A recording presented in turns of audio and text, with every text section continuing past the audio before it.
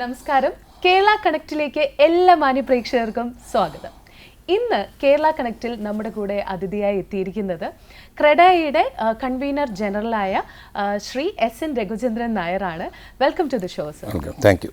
ശരിക്കും ഇപ്പോൾ റിയൽ എസ്റ്റേറ്റുമായിട്ട് ബന്ധപ്പെട്ട് നമുക്ക് എല്ലാവർക്കും ഒരുപാട് സംശയങ്ങളുണ്ടാവും. നിയമങ്ങൾ, നിബന്ധനകൾ, അതുപോലെ പ്രോപ്പർട്ടി വാങ്ങൽ, ഇതൊക്കെ ആയിട്ട് നിങ്ങൾക്ക് എന്തെങ്കിലും സംശയമുണ്ട് എന്നുണ്ടെങ്കിൽ ഉറപ്പായിട്ടും ഇന്നത്തെ ദിവസം ഇവിടേക്ക് വിളിച്ച് നിങ്ങളുടെ സംശയം ചോദിക്കുക. ഉറപ്പായിട്ടും നമ്മുടെ ഗസ്റ്റ് ഉറപ്പായിട്ടും അതിനുള്ള ഉത്തരം തരും. അതുപോലെ തന്നെ നിങ്ങൾക്ക് വാട്സപ്പിലൂടെയും ശരിക്കും നിങ്ങളുടെ ചോദ്യങ്ങൾ ഷെയർ ചെയ്യാവുന്നതാണ് കേട്ടോ. നമ്പറൊക്കെ നിങ്ങൾ കാണുന്നുണ്ടാവും സ്ക്രീനിൽ. അപ്പോൾ വാട്സപ്പിലൂടെയും നിങ്ങൾക്ക് ഷെയർ ചെയ്യാം, അല്ലാന്നുണ്ടെങ്കിൽ വിളിച്ചാണെങ്കിലും സംശയങ്ങൾ ചോദിക്കാം.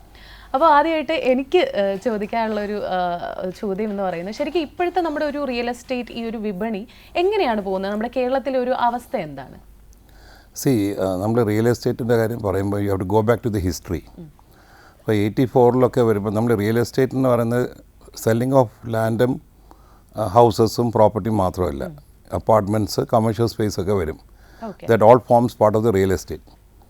അപ്പം ഇന്ന് നമ്മൾ ഏറ്റവും കൂടുതൽ റിയൽ എസ്റ്റേറ്റിനെ പറ്റി പറയുന്നത് കൂടുതൽ അപ്പാർട്ട്മെൻറ്റ്സിനെ പറ്റിയാണ്. ബിക്കോസ് ഹൗസസ് ആൾക്കാർ ഇൻഡിവിജ്വലായിട്ട് വാങ്ങിക്കുന്ന കാര്യമാണ്. കാര്യം പലർക്കും പല സ്ഥലത്തും സ്ഥലം വാങ്ങിക്കും, വീട് വയ്ക്കും. അപ്പം നമ്മൾ കേരളത്തിൻ്റെ ഒരു സാഹചര്യം വെച്ച് നോക്കുമ്പം ഇന്ന് കേരളം എന്ന് പറയുന്നത് നമ്മൾ എല്ലാവർക്കും മനസ്സിലാകാത്ത ഒരു കാര്യം, കേരള സ്റ്റേറ്റ് എന്ന് പറയുന്നത്, നമ്മുടെ സംസ്ഥാനം എന്ന് പറയുന്നത് 96 ലക്ഷം ഏക്കറേ ഉള്ളൂ. ഓക്കെ. അപ്പോൾ അതിൻ്റെ അകത്ത് ഒരു 32% ഫോറസ്റ്റാണ്, 30 to 32%. അതിൽ 30%ഓളം ഇക്കോളജിക്കലി ഫ്രജൈൽ ലാൻഡ് എന്ന് പറയും, ലൈക്ക് വെസ്റ്റേൺ ഗാർഡ്സ് എന്നോളെ. ഓക്കെ. പിന്നെ വരുന്നത് നമ്മൾ കാണുന്നത് നമ്മുടെ സ്റ്റേറ്റ് ഗോഡ്സ് ഓൺ കൺട്രിയാണ്. അപ്പോൾ അങ്ങനെ വരുമ്പം 590 കിലോമീറ്റർ നമ്മൾ ഒരു കോസ്റ്റ് ലൈനാണ്, സീ ഷോറാണ്. അവിടെ നമുക്ക് CRZ ഉണ്ട്, കോസ്റ്റൽ സോൺ. സീ സൈഡിൽ കോസ്റ്റൽ റെഗുലേഷൻ സോൺ ഉണ്ട്. അപ്പോൾ 200 മീറ്റേഴ്സോളം അത് വിടും. ഓക്കെ. 44 നദിയുണ്ട്. അപ്പോൾ 44 നദിയിൽ 64 കിലോമീറ്ററാണ് ഒരു നദിയുടെ ആവറേജ് ലെങ്ത്. അങ്ങനെ വരുമ്പം 2800 കിലോമീറ്ററോളം നദി ക്രിസ് ക്രോസിങ് ദ സ്റ്റേറ്റ് പലയിടത്തുമായിട്ട് കൂടെ പോകുന്നു. അതിൻ്റെ 2 സൈഡും CRZ ഉണ്ട്. 1950 കിലോമീറ്ററോളം ലേക്സ് വരും, ബാക്ക് വാട്ടേഴ്സ് നമ്മൾ. അപ്പോൾ അതും CRZ ഉണ്ട്. ഓക്കെ. അപ്പോൾ ഇങ്ങനെ ഓരോന്നും നമ്മൾ ഡിസ്കൗണ്ട് ചെയ്ത് പോകുമ്പം 2 ലക്ഷം കിലോമീറ്ററോളം നമുക്ക് റോഡ് നെറ്റ്വർക്ക് ഉണ്ട്. ഒരു 1050 തൊട്ട് 1600 കിലോമീറ്ററോളം റെയിൽവേ നെറ്റ്വർക്ക് ഉണ്ട്. നമുക്ക് എയർപോർട്ട് മാത്രം തന്നെ നമ്മൾ തിരുവനന്തപുരം മുതൽ അങ്ങോട്ട് 4 എയർപോർട്ട് എടുക്കുമ്പം തന്നെ നമുക്കൊരു മോർ ദൻ 10,000 ഏക്കേഴ്സ് അത് പോയി. അപ്പോൾ ഇതെല്ലാം നമ്മൾ ഡിസ്കൗണ്ട് ചെയ്ത് വരുമ്പം നമ്മളിപ്പം ഡെവലപ്പ് ചെയ്ത വില്ലേജസ്, ഡെവലപ്പ് ചെയ്ത പഞ്ചായത്ത്, ഡെവലപ്പ് ചെയ്ത മുനിസിപ്പാലിറ്റി, ഡെവലപ്പ് ചെയ്ത സിറ്റീസ്, ഇതെല്ലാം ഡിസ്കൗണ്ട് ചെയ്യുമ്പം ഇപ്പം നമുക്ക് ചുരുക്കത്തിൽ പറഞ്ഞാൽ 15 ലക്ഷം ഏക്കർ ബാക്കി കാണും. അത്രേ ഉള്ളൂ. അപ്പോൾ ഈ 15 ലക്ഷം ഏക്കറിലാണ് നമ്മൾ കേരളത്തിലിരിക്കുന്ന ഇപ്പം 3.5 കോടി ആൾക്കാരുണ്ട്. അതിൽ പലർക്കും വീടുള്ളവർ കാണും, വീടില്ലാത്തവർ കാണും, അടുത്ത തലമുറയ്ക്ക് അവർക്ക് വീട് വെക്കാൻ താല്പര്യമുള്ളവർ കാണും. അപ്പോൾ ഇതിനൊക്കെ നമുക്ക് ഉള്ള ഭൂമി എന്ന് പറഞ്ഞാൽ 15 ലക്ഷം ഏക്കർ. 15 ലക്ഷം ഏക്കറും കംപ്ലീറ്റ് വീട് വയ്ക്കാനുള്ള സ്ഥലമല്ലല്ലോ. അപ്പോൾ അതിൻ്റെ അകത്ത് ടൂറിസം പ്രോജക്ട്സ് വരും, എഡ്യൂക്കേഷണൽ ഇൻസ്റ്റിറ്റ്യൂട്ട്സ് വരും, ഫാക്ടറീസ് വരാം, മാനുഫാക്ചറിങ്. നമുക്ക് ഹെവി ഇൻഡസ്ട്രീസ് കേരളത്തിൽ വരില്ല, ബിക്കോസ് നമുക്ക് നമ്മുടെ സിറ്റുവേഷൻ അങ്ങനെയാണ്. സോ നോൺ പൊല്യൂട്ടിംഗ് ആയിട്ടുള്ള industries like IT industry, health care ഒക്കെ വരും. അപ്പോൾ ഇതിനെ കൂടാതെ നമുക്ക് ഫ്യൂച്ചറായിട്ടുള്ള ഇൻഫ്രാസ്ട്രക്ചർ പ്രോജക്ട്സും വരും. അപ്പോൾ ഇതെല്ലാം വരുമ്പം ഹൗസിങ്ങിന് വരുമ്പം നമുക്ക് ചുരുങ്ങി കുറച്ചേ വരൂ. അപ്പോൾ ഫ്യൂച്ചറിൽ നമ്മളിപ്പോൾ ഇന്ന് ഇൻഡിവിജ്വലായിട്ടൊരു വീട് വെക്കുന്ന ഒരാൾ ഫ്യൂച്ചറിസ്റ്റിക് ആയിട്ട് വരുമ്പം വെർട്ടിക്കൽ ഗ്രോത്തേ ഉള്ളൂ, ആകാശത്തേക്ക് പോകാൻ പറ്റുള്ളൂ, വേറെ വഴിയൊന്നുമില്ല. അപ്പം വെർട്ടിക്കൽ ഗ്രോത്ത് വരുമ്പോൾ നമുക്ക് അപ്പാർട്ട്മെൻറ്റ്സിലോട്ടാണ് മാറുന്നത്. അപ്പോൾ അതാണ് കേരളത്തിൻ്റെ ഇപ്പോഴത്തെ സ്ഥിതി. സോ ദി റിയൽ എസ്റ്റേറ്റ് എന്ന് പറയുമ്പോൾ നമ്മൾ ഒരു രാജ്യത്ത് പോകുമ്പം അവിടുത്തെ റിയൽ എസ്റ്റേറ്റ് ആയിരിക്കും ആ കൺട്രിയുടെ ഇക്കണോമിക് ഗ്രോത്ത് പറയുന്നത്. ഇപ്പോൾ നമ്മൾ ദുബായിൽ ചെന്ന് ഇറങ്ങുന്ന ഒരു കാലഘട്ടത്തിൽ, ഇപ്പോൾ അല്ല നേരത്തെയുള്ള കാലഘട്ടത്തിൽ ദുബായ് ഇറങ്ങുമ്പം നമ്മൾ ഫ്ലൈറ്റിൽ ഇരുന്ന് കാണുന്ന മൊത്തം ടവർ ക്രെയിൻസാണ്, മൊത്തം ബിൽഡിങ്സ് പൊങ്ങിക്കൊണ്ടിരിക്കുക. So the barometer of growth എന്ന് പറഞ്ഞാൽ നമ്മൾ ഒരാളുടെ ടെമ്പറേച്ചർ നോക്കുന്ന പോലെയാണ് ഗ്രോത്തിൻ്റെ ബാരോമീറ്റർ നോക്കുന്നത്. ബാരോമീറ്റർ ഓഫ് ഗ്രോത്ത് എന്ന് പറയുന്നത് നമ്മൾ അവിടുത്തെ construction activity, real estate activity കണ്ടാൽ ആ രാജ്യത്തിൻ്റെ ഗ്രോത്തിനെ പറ്റി പറയാൻ പറ്റും. But Kerala is always in the growth പോയിൻ്റാണ്. Okay. Because housing is first പ്രയോറിറ്റിയാണ്. നമ്മൾ കേരളത്തിലെ എല്ലാവർക്കും വീടാണല്ലോ ആദ്യം. അതെ അതെ.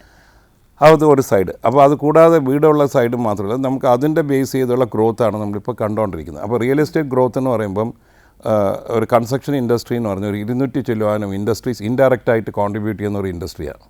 ഇപ്പോൾ പെയിൻറ്റ്, വയർ, സ്വിച്ചസ്, ഇതെല്ലാം ഇത് contributes. So it is actually contributor to lot of economic growth. GDP ഗ്രോത്തിന് ഏറ്റവും കൂടുതൽ കോൺട്രിബ്യൂട്ട് ചെയ്യുന്ന ഒരു സെക്ടറാണ് കൺസ്ട്രക്ഷൻ ആൻഡ് റിയൽ എസ്റ്റേറ്റ്. അപ്പോൾ real estate is definitely a very important. ഇപ്പോൾ നമ്മൾ നോക്കിയാൽ കേരളത്തിൻ്റെ വരുമാനത്തിൻ്റെ ഒരു ഇത് നോക്കുമ്പോൾ പെർസെൻറ്റേജ് വൈസ് നോക്കിയാൽ അതിൻ്റെ അകത്ത് ഒരു 8 to 10% കൊടുക്കുന്ന ഗ്രോത്ത് വരുന്ന GDP growth is from the real estate and construction. മനസ്സിലല്ലേ? അപ്പോൾ അത് നമ്മളെ മാത്രമല്ല, സാധാരണക്കാർ വീട് വയ്ക്കുന്നവരും ആ ഗ്രോത്തിലോട്ട് പാർട്ടിസിപ്പേറ്റ് ചെയ്യുന്നുണ്ട്. മനസ്സിലായി? അപ്പം real estate sector as a whole in Kerala is now expensive. കാര്യം ഇന്ന് നമ്മൾ വിചാരിക്കുന്ന പോലെ നമ്മൾ വിഴിഞ്ഞം ഹാർബറിൻ്റെ സ്ഥലം എടുക്കുക, ഫോർ എക്സാമ്പിൾ വിഴിഞ്ഞം. ഇപ്പോൾ വിഴിഞ്ഞത്ത് നമ്മൾ വിഴിഞ്ഞം തുറമുഖം സ്റ്റാർട്ട് ചെയ്യുന്ന സമയത്ത് ആ ഏരിയയിൽ 27,000 രൂപയുള്ളൂ സെൻറ്റിന്. Okay.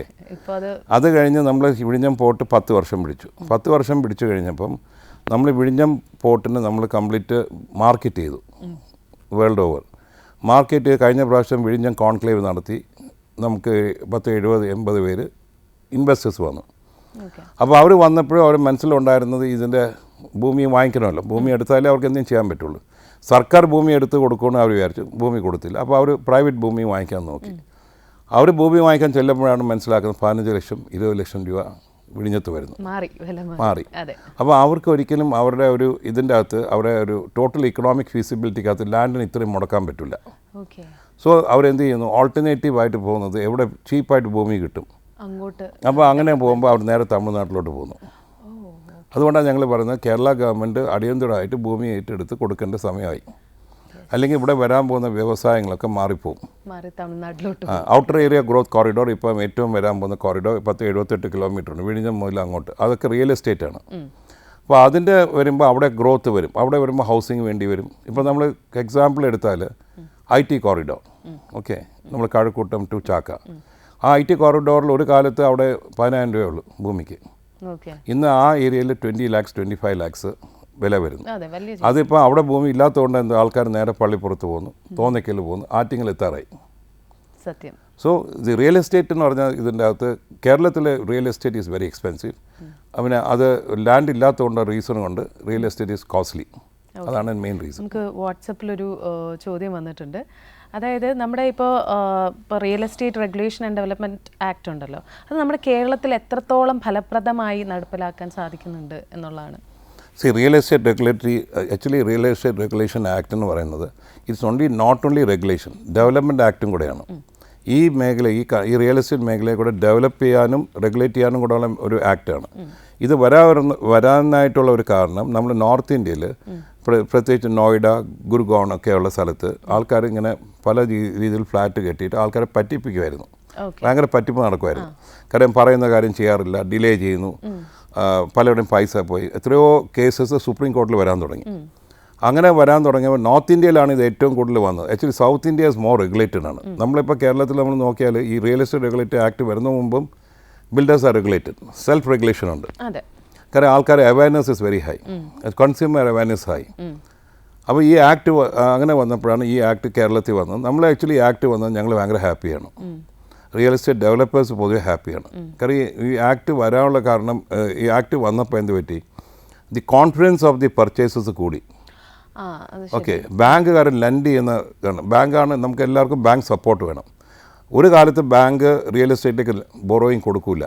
They don't give the lending because real estate diversion of fund വരും. ഈ ഒരു റിയൽ എസ്റ്റേറ്റ് ചെയ്യാമെന്ന് പറഞ്ഞാൽ ഫണ്ട് വാങ്ങിച്ചിട്ട് വേറെ ഭൂമി വാങ്ങിക്കുക, അല്ലെങ്കിൽ വലിയ വീട് വയ്ക്കുക, അല്ലെങ്കിൽ പുതിയ ആഡംബര കാറ് വാങ്ങിക്കുക, ഇതൊക്കെ ആയിരുന്നു ഒരു കാലത്ത് നടന്നുകൊണ്ടിരുന്നത്. അത് അവർക്ക് ഈ റെഗുലേഷൻ ആക്ട് വന്നപ്പം ഇത് റെഗുലേറ്റഡായി. അപ്പോൾ ബാങ്കിൻ്റെ കോൺഫിഡൻസ് കൂടി. അപ്പോൾ അവർ നമുക്ക് ഫണ്ട് തരാൻ തയ്യാറായിട്ട് എല്ലാ ബാങ്കും ഇപ്പോൾ വന്നുകൊണ്ടിരിക്കുക. അപ്പോൾ പബ്ലിക്കിൻ്റെ കോൺഫിഡൻസ് കൂടി. അപ്പോൾ പബ്ലിക്കിൻ്റെ കോൺഫിഡൻസ് എന്തുകൊണ്ട് കൂടുന്നു? കാര്യം അവർ പരാതി വന്നാൽ റിയൽ എസ്റ്റേറ്റ് റെഗുലേറ്ററി അതോറിറ്റി കൊണ്ട് കൊടുക്കുകയാണെങ്കിൽ അത് ഒരു ബിൽഡറിൻ്റെ കയ്യിൽ നിന്ന് വാങ്ങിക്കുമ്പോൾ, അല്ലെങ്കിൽ ഒരു ബിൽഡറോ അല്ലെങ്കിൽ ഒരു കോൺട്രാക്ടറിൻ്റെ കയ്യിൽ നിന്ന്. ഇപ്പോൾ ഇൻഡിവിജ്വലായിട്ട് ഒരാൾ, ഇപ്പോൾ ഞാൻ ഒരു വീട് വയ്ക്കുന്ന ഒരു കോൺട്രാക്റ്റുമായിട്ടുള്ള ഒരു കരാറ്, അത് ഒരിക്കലും റിയൽ എസ്റ്റേറ്റ് റെഗുലേറ്ററി ആക്ടിൻ്റെ അകത്ത് വരില്ല. അത് ഒരു സ്ട്രക്ചേർഡ് ആയിട്ടുള്ള ഒരു കമ്പനിയോ അല്ലെങ്കിൽ സ്ട്രക്ചേർഡ് ആയിട്ടൊരു ഓർഗനൈസേഷൻ 15 യൂണിറ്റ് കൂടുതൽ വിൽക്കുന്നുണ്ടെങ്കിൽ 12 യൂണിറ്റോ 15 യൂണിറ്റ് കൂടുതൽ വിൽക്കുകയാണെങ്കിൽ അവർ റിയൽ എസ്റ്റേറ്റ് റെഗുലേറ്ററി ആക്ടിനകത്ത് വരും. അപ്പോൾ എനിക്കൊരു പരാതിയുണ്ട്. അപ്പോൾ ഞാൻ അത് ഈ ഒരു കരാർ അനുസരിച്ചല്ല പണിഞ്ഞെങ്കിൽ എനിക്ക് തീർച്ചയായിട്ടും പരാതിപ്പെടാം. ആ പരാതിപ്പെടുമ്പോൾ അവർ ഹിയർ ചെയ്യും, നമുക്ക് അതിനകത്ത് ഒരു ഫൈൻ ഉണ്ടാവും, ഒക്കെ വരും. കൂടാതെ ഈ റിയൽ എസ്റ്റേറ്റ് റെഗുലേറ്ററി ആക്ടിൻ്റെ വേറൊരു ഗുണം എന്തുണ്ട്, നമുക്കിപ്പം ഒരു client suppose you are buying A flat from me. അപ്പോൾ 1 കോടി രൂപയുടെ ഫ്ലാറ്റ് ആണെങ്കിൽ നിങ്ങൾ ആദ്യം എനിക്ക് തരാൻ പോകുന്ന 10 ലക്ഷം രൂപ അഡ്വാൻസ് ആണെങ്കിൽ ഈ 10 ലക്ഷം രൂപ അഡ്വാൻസ് ഒരു സെപ്പറേറ്റ് അക്കൗണ്ടിൽ പോകും. അതിൽ 70% 7 ലക്ഷം രൂപ അക്കൗണ്ട് എനിക്ക് കൺസ്ട്രക്ഷൻ തന്നെ യൂസ് ചെയ്യണം. 3 ലക്ഷം രൂപ account I can use it for my overheads and കമ്പനീൻ്റെ പേർപ്പസിന് യൂസ് ചെയ്യാൻ പറ്റും. So that means your money safe. 7 ലക്ഷം രൂപ അവിടെ അക്കൗണ്ടിൽ കിടക്കുക, കെട്ടിയേ പറ്റൂ, അത് ഡൈവേർട്ട് ചെയ്യാൻ പറ്റില്ല. 3% 30% I can use because I have to pay salaries and everything. അത് എല്ലാം. So your money up to suppose 1 കോടിയാണെങ്കിൽ 70 lakhs is lying in the account. 30 lakhs നിങ്ങൾക്ക് യൂസ് ചെയ്യാം. ലാൻഡ് കോസ്റ്റും നിങ്ങളുടെ ഓവർ ഹെഡ്സും മീറ്റ് ചെയ്യാൻ പറ്റും. So you are safe. പിന്നെ വേറൊരു കാര്യമുള്ളത്, നമുക്ക് റിയൽ എസ്റ്റേറ്റ് ആക്ട് ചെയ്ത് നിങ്ങൾ കാണുന്ന ഒരു ആ ബിൽഡിങ്ങിൻ്റെ അകത്ത് സ്ട്രക്ചറൽ ഡിഫക്റ്റ് വന്നു, സ്ട്രക്ചറൽ ഡിഫക്റ്റ് ക്രാക്ക് വന്നു. നോർമലി 5 വർഷം ആസ് പെർ ദി ആക്ട് നമ്മളത് സർവീസ് ചെയ്യണം. The builder is bound to service it as per the act. അപ്പോൾ ആ ആക്ട് സർവീസ് ചെയ്യുമ്പോൾ നമുക്ക് ആ സർവീസ് ചെയ്തില്ലെങ്കിൽ you can make a complaint to real estate regulatory authority. ഈ കരാർ അനുസരിച്ച് എനിക്ക് ക്രാക്ക് വന്നു, 2 പ്രാവശ്യം കത്തയച്ചു, അവരിത് അറ്റൻഡ് ചെയ്തില്ല. സോ അതിൻ്റെ പുറത്ത് നടപടി വരാം. അപ്പം സാറിനെ ഇപ്പോൾ ബിൽഡേഴ്സ് ചെയ്യുന്നത്, നമ്മളെ ബിൽഡേഴ്സ് ക്രിഡായി, ഞാൻ ക്രിഡായിൻ്റെ അടുത്ത് പറയാനുള്ള കാരണം ക്രിഡായി ആണ് ഇന്ത്യയിൽ ഓൾ ഓവർ ഇന്ത്യയിലെ ഏറ്റവും biggest organisation for construction of real estate developers association. അതിൽ നമുക്ക് ഓൾമോസ്റ്റ് 13,000 to 15,000 മെമ്പേഴ്സ് ഉണ്ട്. അപ്പോൾ നമ്മളെ മെമ്പേഴ്സ് തന്നെ സെൽഫ് റെഗുലേറ്റഡ്, നമുക്ക് കോഡ് ഓഫ് കോണ്ടക്ട് ഉണ്ട്, ഞങ്ങളുടെ code of conduct we have to follow. അപ്പോൾ അതിൻ്റെ അകത്ത് ഒരു കംപ്ലയിൻറ്റ് വരുമ്പോൾ നമ്മളിപ്പോൾ ചെയ്യുന്നത്, നമ്മളിപ്പം സിമെൻറ്റ് അല്ലെങ്കിൽ നമ്മളൊരു ബിൽഡിംഗ് സ്ട്രക്ചർ സിവിൽ വർക്ക് ചെയ്തു, ബാക്കി വരുന്ന കംപ്ലീറ്റ് ഇപ്പോൾ നമ്മൾ പറയുന്ന ഒരു വീട് എടുത്തിട്ട് ഒരു വില്ലേജ് ഗേളിനെ കൊണ്ടുവന്ന് മേക്ക് ഓവർ ചെയ്തിട്ട് ഒരു ബ്യൂട്ടി ക്വീൻ ആക്കുന്നതാണ് നമ്മൾ ആക്ച്വലി ചെയ്യുന്നത്. അപ്പോൾ എൻ്റെ ഒരു സെക്കൻഡ്, നമുക്കൊരു കോൾ വരുന്നുണ്ട്, നമുക്ക് കണക്ട് ചെയ്തിട്ട് തിരിച്ചു വരാം. ഹലോ നമസ്കാരം. ഹലോ, കേരള കണക്റ്റിലേക്ക് സ്വാഗതം. ഇതാരാണ് സംസാരിക്കുന്നത്? എന്റെ പേര് വിളിക്കുന്നത്. എന്താണ് പേര്? ഹലോ, പേര് മാവേലിക്കരന്നാണ് വിളിക്കുന്നത്. ഓക്കെ, സംശയം ചോദിക്കാനുള്ളത്, ഞാൻ ട്രിവാൻഡ്രത്ത് ഒരു വില്ല മേടിക്കാനായിട്ട് ഉദ്ദേശിക്കുന്നുണ്ട്. പക്ഷെ ഞാൻ ഈ പല സ്ഥലത്ത് പോയി നോക്കിയപ്പോഴും അവർ ഈ കുറഞ്ഞ പ്രോഡക്റ്റ് ഒക്കെ ഇട്ട് ചെയ്തിട്ട് നമുക്കിത് കാണാൻ പറ്റത്തില്ലല്ലോ. അപ്പൊ അതിനുശേഷം ഇവർ ഈ വില്ല പൂർത്തിയാക്കിയിട്ടാണ് നമ്മുടെ കയ്യിലേക്ക് തരുന്നത്. അപ്പൊ അങ്ങനെ എന്തെങ്കിലും നമുക്ക് ഈ വില്ല മേടിച്ചു കഴിഞ്ഞ് ഇഷ്യൂ ഉണ്ടായി കഴിഞ്ഞാൽ നമുക്ക് അതിനെന്തെങ്കിലും നിയമപരിരക്ഷ ഉണ്ടോ? അങ്ങനെ നമുക്കത് ചെയ്യാൻ പറ്റുമോ? അത് നമ്മുടെ ക്യാഷ് എല്ലാം നഷ്ടമാവുന്ന സ്ഥിതിയാണോ? അല്ലെങ്കിൽ നമുക്ക് തിരുവനന്തപുരത്ത് നമുക്ക് എങ്ങനെ വിശ്വസ്തമായിട്ട് നമുക്കൊരു വില്ലയോ ഒക്കെ നോക്കാൻ പറ്റുമോ എന്നുള്ളതാണ് എനിക്കറിയേണ്ടത്. ഇത് എങ്ങനെയാണെന്ന് പറഞ്ഞാൽ, നമ്മൾ ഓർക്കേണ്ട ഒരു കാര്യം, നമ്മളൊരു ഭൂമി വാങ്ങിച്ച് നമ്മൾ വില്ല ചെയ്യാൻ പോകുമ്പോൾ നമ്മളൊരു കോൺട്രാക്ടറെയാണ് ഏൽപ്പിക്കുന്നത്. ഒന്നിൽ നമ്മൾ കൊടുക്കുന്ന ഒരു കോൺട്രാക്ടർ അയാളുടെ ബാക്ക് ഹിസ്റ്ററി നോക്കിയിട്ട് അവർ ഡെലിവർ ചെയ്ത പല പ്രോഡക്ട്സ് എവിടെയൊക്കെ ഡെലിവർ ചെയ്തിട്ടുണ്ട്, ആ പ്രോഡക്റ്റ് അവർ ചെയ്ത വീടൊക്കെ പോയി കണ്ട് മനസ്സിലാക്കി അവിടെ താമസിക്കുന്ന ഈ കോൺട്രാക്റ്റ് ചെയ്ത വീട്ടിൽ കോൺട്രാക്റ്റ് കൊടുത്ത ആൾക്കാരെ പോയി കണ്ടിട്ട് അവർക്കുള്ള എക്സ്പീരിയൻസ് കൂടെ ചോദിച്ച് അവർ വൗച്ച് ചെയ്യുന്നു ദാറ്റ് ഈ കോൺട്രാക്ടറെ വിശ്വസിക്കാം, അവരുടെ പ്രോഡക്റ്റ് കൊള്ളാം, അവർ ചെയ്ത പണി നമുക്ക് മീറ്റ് ചെയ്യാൻ പറ്റും. അത് മൊത്തം കണ്ട് നമ്മൾ മനസ്സിലാക്കിയപ്പോൾ ചില നമുക്ക് തന്നെ പറയാം, 5 വർഷം മുമ്പ് ചെയ്ത വീടൊന്ന് കാണിച്ചു തരാൻ പറ്റുമോ? അപ്പോൾ ആ കോൺട്രാക്ട് 5 വർഷം മുന്നേ ചെയ്ത വീട് കാണിച്ചു തരുമ്പം ആ വീട്ടിൽ പോകുമ്പോൾ ആ വീട്ടുകാർ ചോദിക്കാം, നിങ്ങൾക്ക് വേറെ എന്തെങ്കിലും സ്ട്രക്ചറലായിട്ടും എന്തെങ്കിലും ഡിഫിക്കൽട്ടി ഉണ്ടായിട്ടുണ്ടോ? അപ്പോൾ അങ്ങനെയുള്ള ഓരോ റെഫറൻസ് എടുക്കുക. കാര്യം നമ്മൾ ഇൻഡിവിജ്വലായിട്ടും എടുക്കുമ്പം നിങ്ങൾക്ക് റെഫറൻസ് എടുത്തേ പോകാൻ പറ്റുള്ളൂ. നിങ്ങൾക്ക് ഇപ്പം ഒരു റിയൽ എസ്റ്റേറ്റ് ഡെവലപ്പറിൻ്റെ കയ്യിൽ നിന്ന് വാങ്ങിക്കുന്നത് ഡിഫറെൻ്റാണ്, ഇൻഡിവിജ്വലായിട്ട് വാങ്ങിക്കുന്നത് ഡിഫറെൻ്റാണ്. ഇൻഡിവിജ്വലായിട്ട് വാങ്ങിക്കുമ്പോൾ നമ്മൾ ഇപ്പോൾ ഭൂമി വാങ്ങിക്കുന്ന കാര്യം നേരത്തെ ഞാൻ ഒരു കാര്യം പറയട്ടെ, ഭൂമി വാങ്ങിക്കുമ്പോൾ ശ്രദ്ധിച്ച് വേണം വാങ്ങിക്കാൻ. ഭൂമി വാങ്ങിക്കുമ്പോൾ നമ്മൾ പോയി നോക്കുന്ന ഭൂമി അതിൻ്റെ സർവേ നമ്പറും വില്ലേജും നോക്കിയിട്ട് നമ്മളെ മാസ്റ്റർ പ്ലാനിൻ്റെ അകത്ത് ഇത് എവിടെയാണ് ഇത് കിടക്കുന്നത്. ചിലപ്പോൾ ഇത് ഗ്രീൻ ബെൽറ്റ് ആവാം, ചിലപ്പോൾ നോ ഡെവലപ്മെൻറ്റ് സോൺ ആവാം, ചിലപ്പോൾ ഇതിൻ്റെ അകത്ത് റോഡ് വൈഡനിങ് വരാം. അപ്പോൾ ഇതൊക്കെ നമ്മൾ മനസ്സിലാക്കാനായിട്ട് ഒരു സർവേ നമ്പറും ഭൂമിയുടെ കംപ്ലീറ്റ് ഉള്ള കിടപ്പൊക്കെ എടുത്തിട്ട് അതിൻ്റെ ഡീറ്റെയിൽസ് എടുത്ത് റീജിയണൽ ടൗൺ പ്ലാനേഴ്സ് ഓഫീസിൽ പോയി അതിൻ്റെ കംപ്ലീറ്റ് മാസ്റ്റർ പ്ലാൻ നോക്കിയിട്ട് ആ ഭൂമി കറക്റ്റാണ്, വേറെ രീതിയിലൊന്നും കുഴപ്പം, ഇത് വയലല്ലായിരുന്നു, അല്ലെങ്കിൽ ഇത് കെട്ടാൻ പറ്റുമോ എന്നൊക്കെ കംപ്ലീറ്റ് മനസ്സിലാക്കിയ ശേഷം ഭൂമി വാങ്ങിക്കാം. ആ ഭൂമി വാങ്ങിക്കുന്ന മുമ്പ് നമ്മൾ മനസ്സിലാക്കേണ്ടത് is regarding the regulation on the construction side. Legal side നമ്മൾ എപ്പോഴും എടുക്കേണ്ട ഒരു ലോയറെ കൊണ്ട് അതിൻ്റെ ടൈറ്റിൽ കംപ്ലീറ്റ് സ്ക്രൂട്ടനൈസ് ചെയ്യണം. ഈ ഭൂമിയുടെ തൊട്ട് മുമ്പേയുള്ള 30-13 വർഷം മുമ്പുള്ള income certificate, land tax receipt, കൂടാതെ ആ പ്രമാണങ്ങളൊക്കെ എടുത്തിട്ട് ഒരു ലോയറെ കൊണ്ട് അത് കംപ്ലീറ്റ് പരിശോധിച്ച ശേഷം മാത്രമേ ആ ഭൂമി വാങ്ങിക്കുക. ഭൂമി വാങ്ങിക്കുന്ന തൊട്ട് മുമ്പുള്ള കാര്യം ചെയ്യേണ്ടത് ഈ പറഞ്ഞിരിക്കുന്ന റീജിയണൽ ടൗൺ പ്ലാനേഴ്സ് ഓഫീസും കോർപ്പറേഷൻ ഓഫീസോ പഞ്ചായത്ത് ഓഫീസിൽ പോയി കാര്യങ്ങൾ മനസ്സിലാക്കി ഈ ഭൂമിയിൽ കെട്ടാൻ പറ്റുമോ എന്ന് മനസ്സിലാക്കിയിട്ട് കെട്ടാവും. ഒന്ന്. രണ്ടാമത് നിങ്ങൾ പ്ലാൻ പലപ്പോഴും പറ്റുന്ന ആൾക്കാർക്ക് പറ്റുന്ന പലപ്പോഴും പ്ലാൻ വരയ്ക്കുന്നത് ഏതോ അറിയാനുള്ള പരിചയക്കാരൊക്കെ കൊടുത്തിട്ടൊക്കെ വരപ്പിക്കും. അപ്പോൾ ആ നിയമം കൊണ്ട് ഇതിനകത്ത് ബിൽഡിംഗ് റൂൾസൊക്കെ ഫോളോ ചെയ്യേണ്ട ഒരു കാര്യങ്ങളുണ്ട്. അപ്പോൾ പലപ്പോഴും ആൾക്കാർ എന്ത് ചെയ്യുന്നത്, എനിക്ക് എൻ്റെ സുഹൃത്തുണ്ട് ആ വരച്ച് തരുമെന്ന് പറയും. അതിനാൽ നല്ലത് നിങ്ങൾ നന്നായി പ്ലാൻ വരയ്ക്കുന്ന ആൾക്കാരുണ്ട്, ഡ്രാഫ്റ്റ്സ്മാൻസ് ഉണ്ട്, നല്ല ലെൻസ്പാറ്റ് പോലെ ഓർഗനൈസേഷനുണ്ട്. ചിലവർ ആർക്കിടെക്ട്സിനെ അഫോർഡ് ചെയ്യാൻ പറ്റില്ല. ചിലവർ പറയും ആർക്കിടെക്ട്സിൻ്റെ പോയാൽ ആർക്കിടെക്ട്സ് നല്ല രീതിയിൽ വരച്ച് തരും, പക്ഷേ അവർക്ക് ഫീസുണ്ട്. അപ്പോൾ ഫീസ് വരുമ്പോൾ ആ ഫീസ് കൊടുക്കാൻ മടിച്ചിട്ടാണ് നമ്മൾ എപ്പോഴും പറ്റുന്ന ഒരു ഡ്രാഫ്റ്റ്സ്മാനെ കൊണ്ട് പ്ലാൻ വരപ്പിച്ചിട്ട് അതിൻ്റെ ഇപ്പോൾ എല്ലാം സോഫ്റ്റ്വെയർ ഉണ്ട്, അതിൻ്റെ വ്യൂവും 3D ഡയമെൻഷൻ 3 ഒക്കെ കണ്ടിട്ടായിരിക്കും നിങ്ങൾ വരപ്പിക്കുന്നത്. പക്ഷേ നിങ്ങൾ ഒരു പ്രോപ്പറായിട്ടൊരു ആർക്കിടെക്റ്റിന് പോകുമ്പോൾ അതിൻ്റെ ലേ ഔട്ട് പ്രോപ്പറായിരിക്കും. ഇപ്പോൾ ടോയ്ലറ്റ് വരയ്ക്കുന്നത് പലപ്പോഴും ഞാൻ പല വീട്ടിൽ പോകുമ്പോൾ കാണുന്ന ഒരു കാര്യമാണ്. നമ്മൾ ചെന്ന് കയറുമ്പോൾ കാണുന്ന ടോയ്ലറ്റ് കയറുമ്പോൾ ആദ്യം വാഷ് ബേസിൻ, നടുക്കാണ് ഷവർ വയ്ക്കുന്നത്, അങ്ങേ അറ്റത്താണ് യൂറോപ്യൻ ക്ലോസറ്റ് വയ്ക്കുന്നത്. അപ്പോൾ നമ്മളെ ഡ്രൈ ഏരിയ വെറ്റ് ഏരിയ എന്നുള്ള കോൺസെപ്റ്റ് ഇവിടെ പോയി. അപ്പോൾ ഏത് സമയം ടോയ്ലറ്റ് വെറ്റായിരിക്കും. അപ്പം നമ്മൾ സാധാരണ ഒരു സ്ട്രക്ചറായിട്ടുള്ള ബിൽഡേഴ്സിൻ്റെ അടുത്തോ അല്ലെങ്കിൽ സ്ട്രക്ചറായിട്ടുള്ള ആർക്കിടെക്റ്റിന് പോകുമ്പം ഒരു ടോയ്ലറ്റ് പോലും ഡിസൈൻ, ഇന്ന് ടോയ്ലറ്റ് വെരി ഇമ്പോർട്ടൻ്റ് ആയിട്ടുള്ള കാര്യമാണ്. അപ്പോൾ ആ ടോയ്ലറ്റിൽ വാഷ് ബേസിൻ കഴിഞ്ഞ് കഴിഞ്ഞാൽ പിന്നെ യൂറോപ്യൻ ക്ലോസറ്റ്, അത് കഴിഞ്ഞാൽ ഏറ്റവും ലാസ്റ്റിൽ ഷവർ വരുള്ളൂ. അപ്പോൾ ആ ഏരിയ നമുക്ക് അവിടെ വേണമെങ്കിൽ നമുക്ക് ഷവർ കേർട്ടൺ കൊടുക്കാം, അല്ലെങ്കിൽ ക്യൂബിക്കിൾ കൊടുക്കാം. അപ്പോൾ ആ dry area wet area segregate ചെയ്യും. ഇതേപോലെ പല കാര്യങ്ങളും നമുക്ക് ഇപ്പം പലരും വാസ്തു വെച്ച് നോക്കുന്ന ആൾക്കാരുണ്ട്. ഇപ്പോൾ വാസ്തു നോക്കുകയാണെങ്കിൽ അടുക്കള ഇരിക്കുന്ന സ്ഥലം എവിടെയാണ്, ഇതൊക്കെ കറക്റ്റായിട്ട് നമ്മൾ വാസ്തു ആണെങ്കിൽ വാസ്തു കൺസൾട്ടേഷൻ ചെയ്തിട്ട് ഒരു ഡ്രോയിങ് എടുത്ത് വരച്ച് നോക്കിയിട്ട് വേണം ചെയ്യാൻ. പക്ഷേ നമ്മൾ എപ്പോഴും പറ്റുന്നത് ഞാൻ പല വീട്ടിലും പോയിട്ട് പല വീട് പാല് കാച്ചിന് വിളിക്കുമ്പം ഞാൻ പോയി കാണാറുണ്ട്. അപ്പോൾ എനിക്ക് അതിനെ ഒരിക്കലും ഞാൻ അവർക്ക് കുറ്റം പറയത്തില്ല, ഞാൻ അവിടെ കുറ്റം പറയാൻ പോകുന്നത്. കാരണം ഒരു വീട് ഇത്രയും മോഹിച്ച ഒരു വീട് ചെയ്തിട്ട് അതിനകത്ത് മിസ്റ്റേക്സ് ഉണ്ടെന്ന് പറയുന്ന ഒരു മോശമായിട്ടുള്ള കാര്യമാണ്. അപ്പോൾ ഞാൻ പറയാറില്ല. പക്ഷേ ഞാൻ കാണുന്ന ഒരു കോമൺ മിസ്റ്റേക്ക് എന്ന് പറയുന്നത് ആൾക്കാർ പലപ്പോഴും ഇതൊരു അറിഞ്ഞുകൂടാത്തൊരു ഡ്രാഫ്റ്റ്സ്മാനെ കൊണ്ട് വരപ്പിക്കും. എന്നിട്ട് അത് വരച്ചു കഴിഞ്ഞിട്ട് ആ വീടിൻ്റെ കംപ്ലീറ്റ് യൂട്ടിലൈസേഷൻ സ്പേസ് എക്കണോമിക്സ് ഒക്കെ തെറ്റും. അപ്പോൾ നമ്മൾ ആദ്യം ചെയ്യേണ്ടത് ഇങ്ങനെയുള്ള കാര്യം. പിന്നെ ഇത് ഇതിപ്പോൾ ഒരാൾ വരച്ചു തന്നു, അടുത്ത സ്റ്റേജ് എന്തുവാണ്, ഇതൊരു കോൺട്രാക്റ്റ് കണ്ടുപിടിക്കും. ഈ കോൺട്രാക്റ്റ് കണ്ടുപിടിക്കുന്ന കാര്യം ഞാൻ നേരത്തെ പറഞ്ഞത്, നമ്മളൊരു കോൺട്രാക്റ്റ് കണ്ടുപിടിക്കുമ്പം പലരും നമ്മൾ സാങ്ഷൻ വരയ്ക്കുമ്പോൾ പഞ്ചായത്ത് ഓഫീസിലും കോർപ്പറേഷൻ ഓഫീസിലും ഇൻഫർമേഷൻ ചെല്ലും, ഒരാൾ വീട് വയ്ക്കുന്നുണ്ട്, പല കോൺട്രാക്ടേഴ്സ് നിങ്ങളെ കാണാൻ വരുമ്പോൾ നിങ്ങൾ ആ കോൺട്രാക്ട്സിൻ്റെ ബാക്ക്ഗ്രൗണ്ടും ക്രെഡിബിലിറ്റി ചെക്കും നടത്തിയ ശേഷം മാത്രമേ കോൺട്രാക്ടറായിട്ട് ഏർപ്പെടാവൂ. അതിന് നല്ല രീതിയിൽ കരാറ് വെച്ച് തന്നെ പോകണം. പലപ്പോഴും നമ്മൾ ചെയ്യുന്ന കരാർ വയ്ക്കാറില്ല, എല്ലാം ഓറലാണ്. പിന്നെ പലപ്പോഴും ചെയ്യുന്നത് അവർ പറയും 10,000 രൂപ നിങ്ങൾ പോക്കറ്റിന്, നിങ്ങളുടെ പേയ്മെൻറ്റ് ചെക്ക് പേയ്മെൻ്റ് ആയിട്ട് കൊടുക്കുക.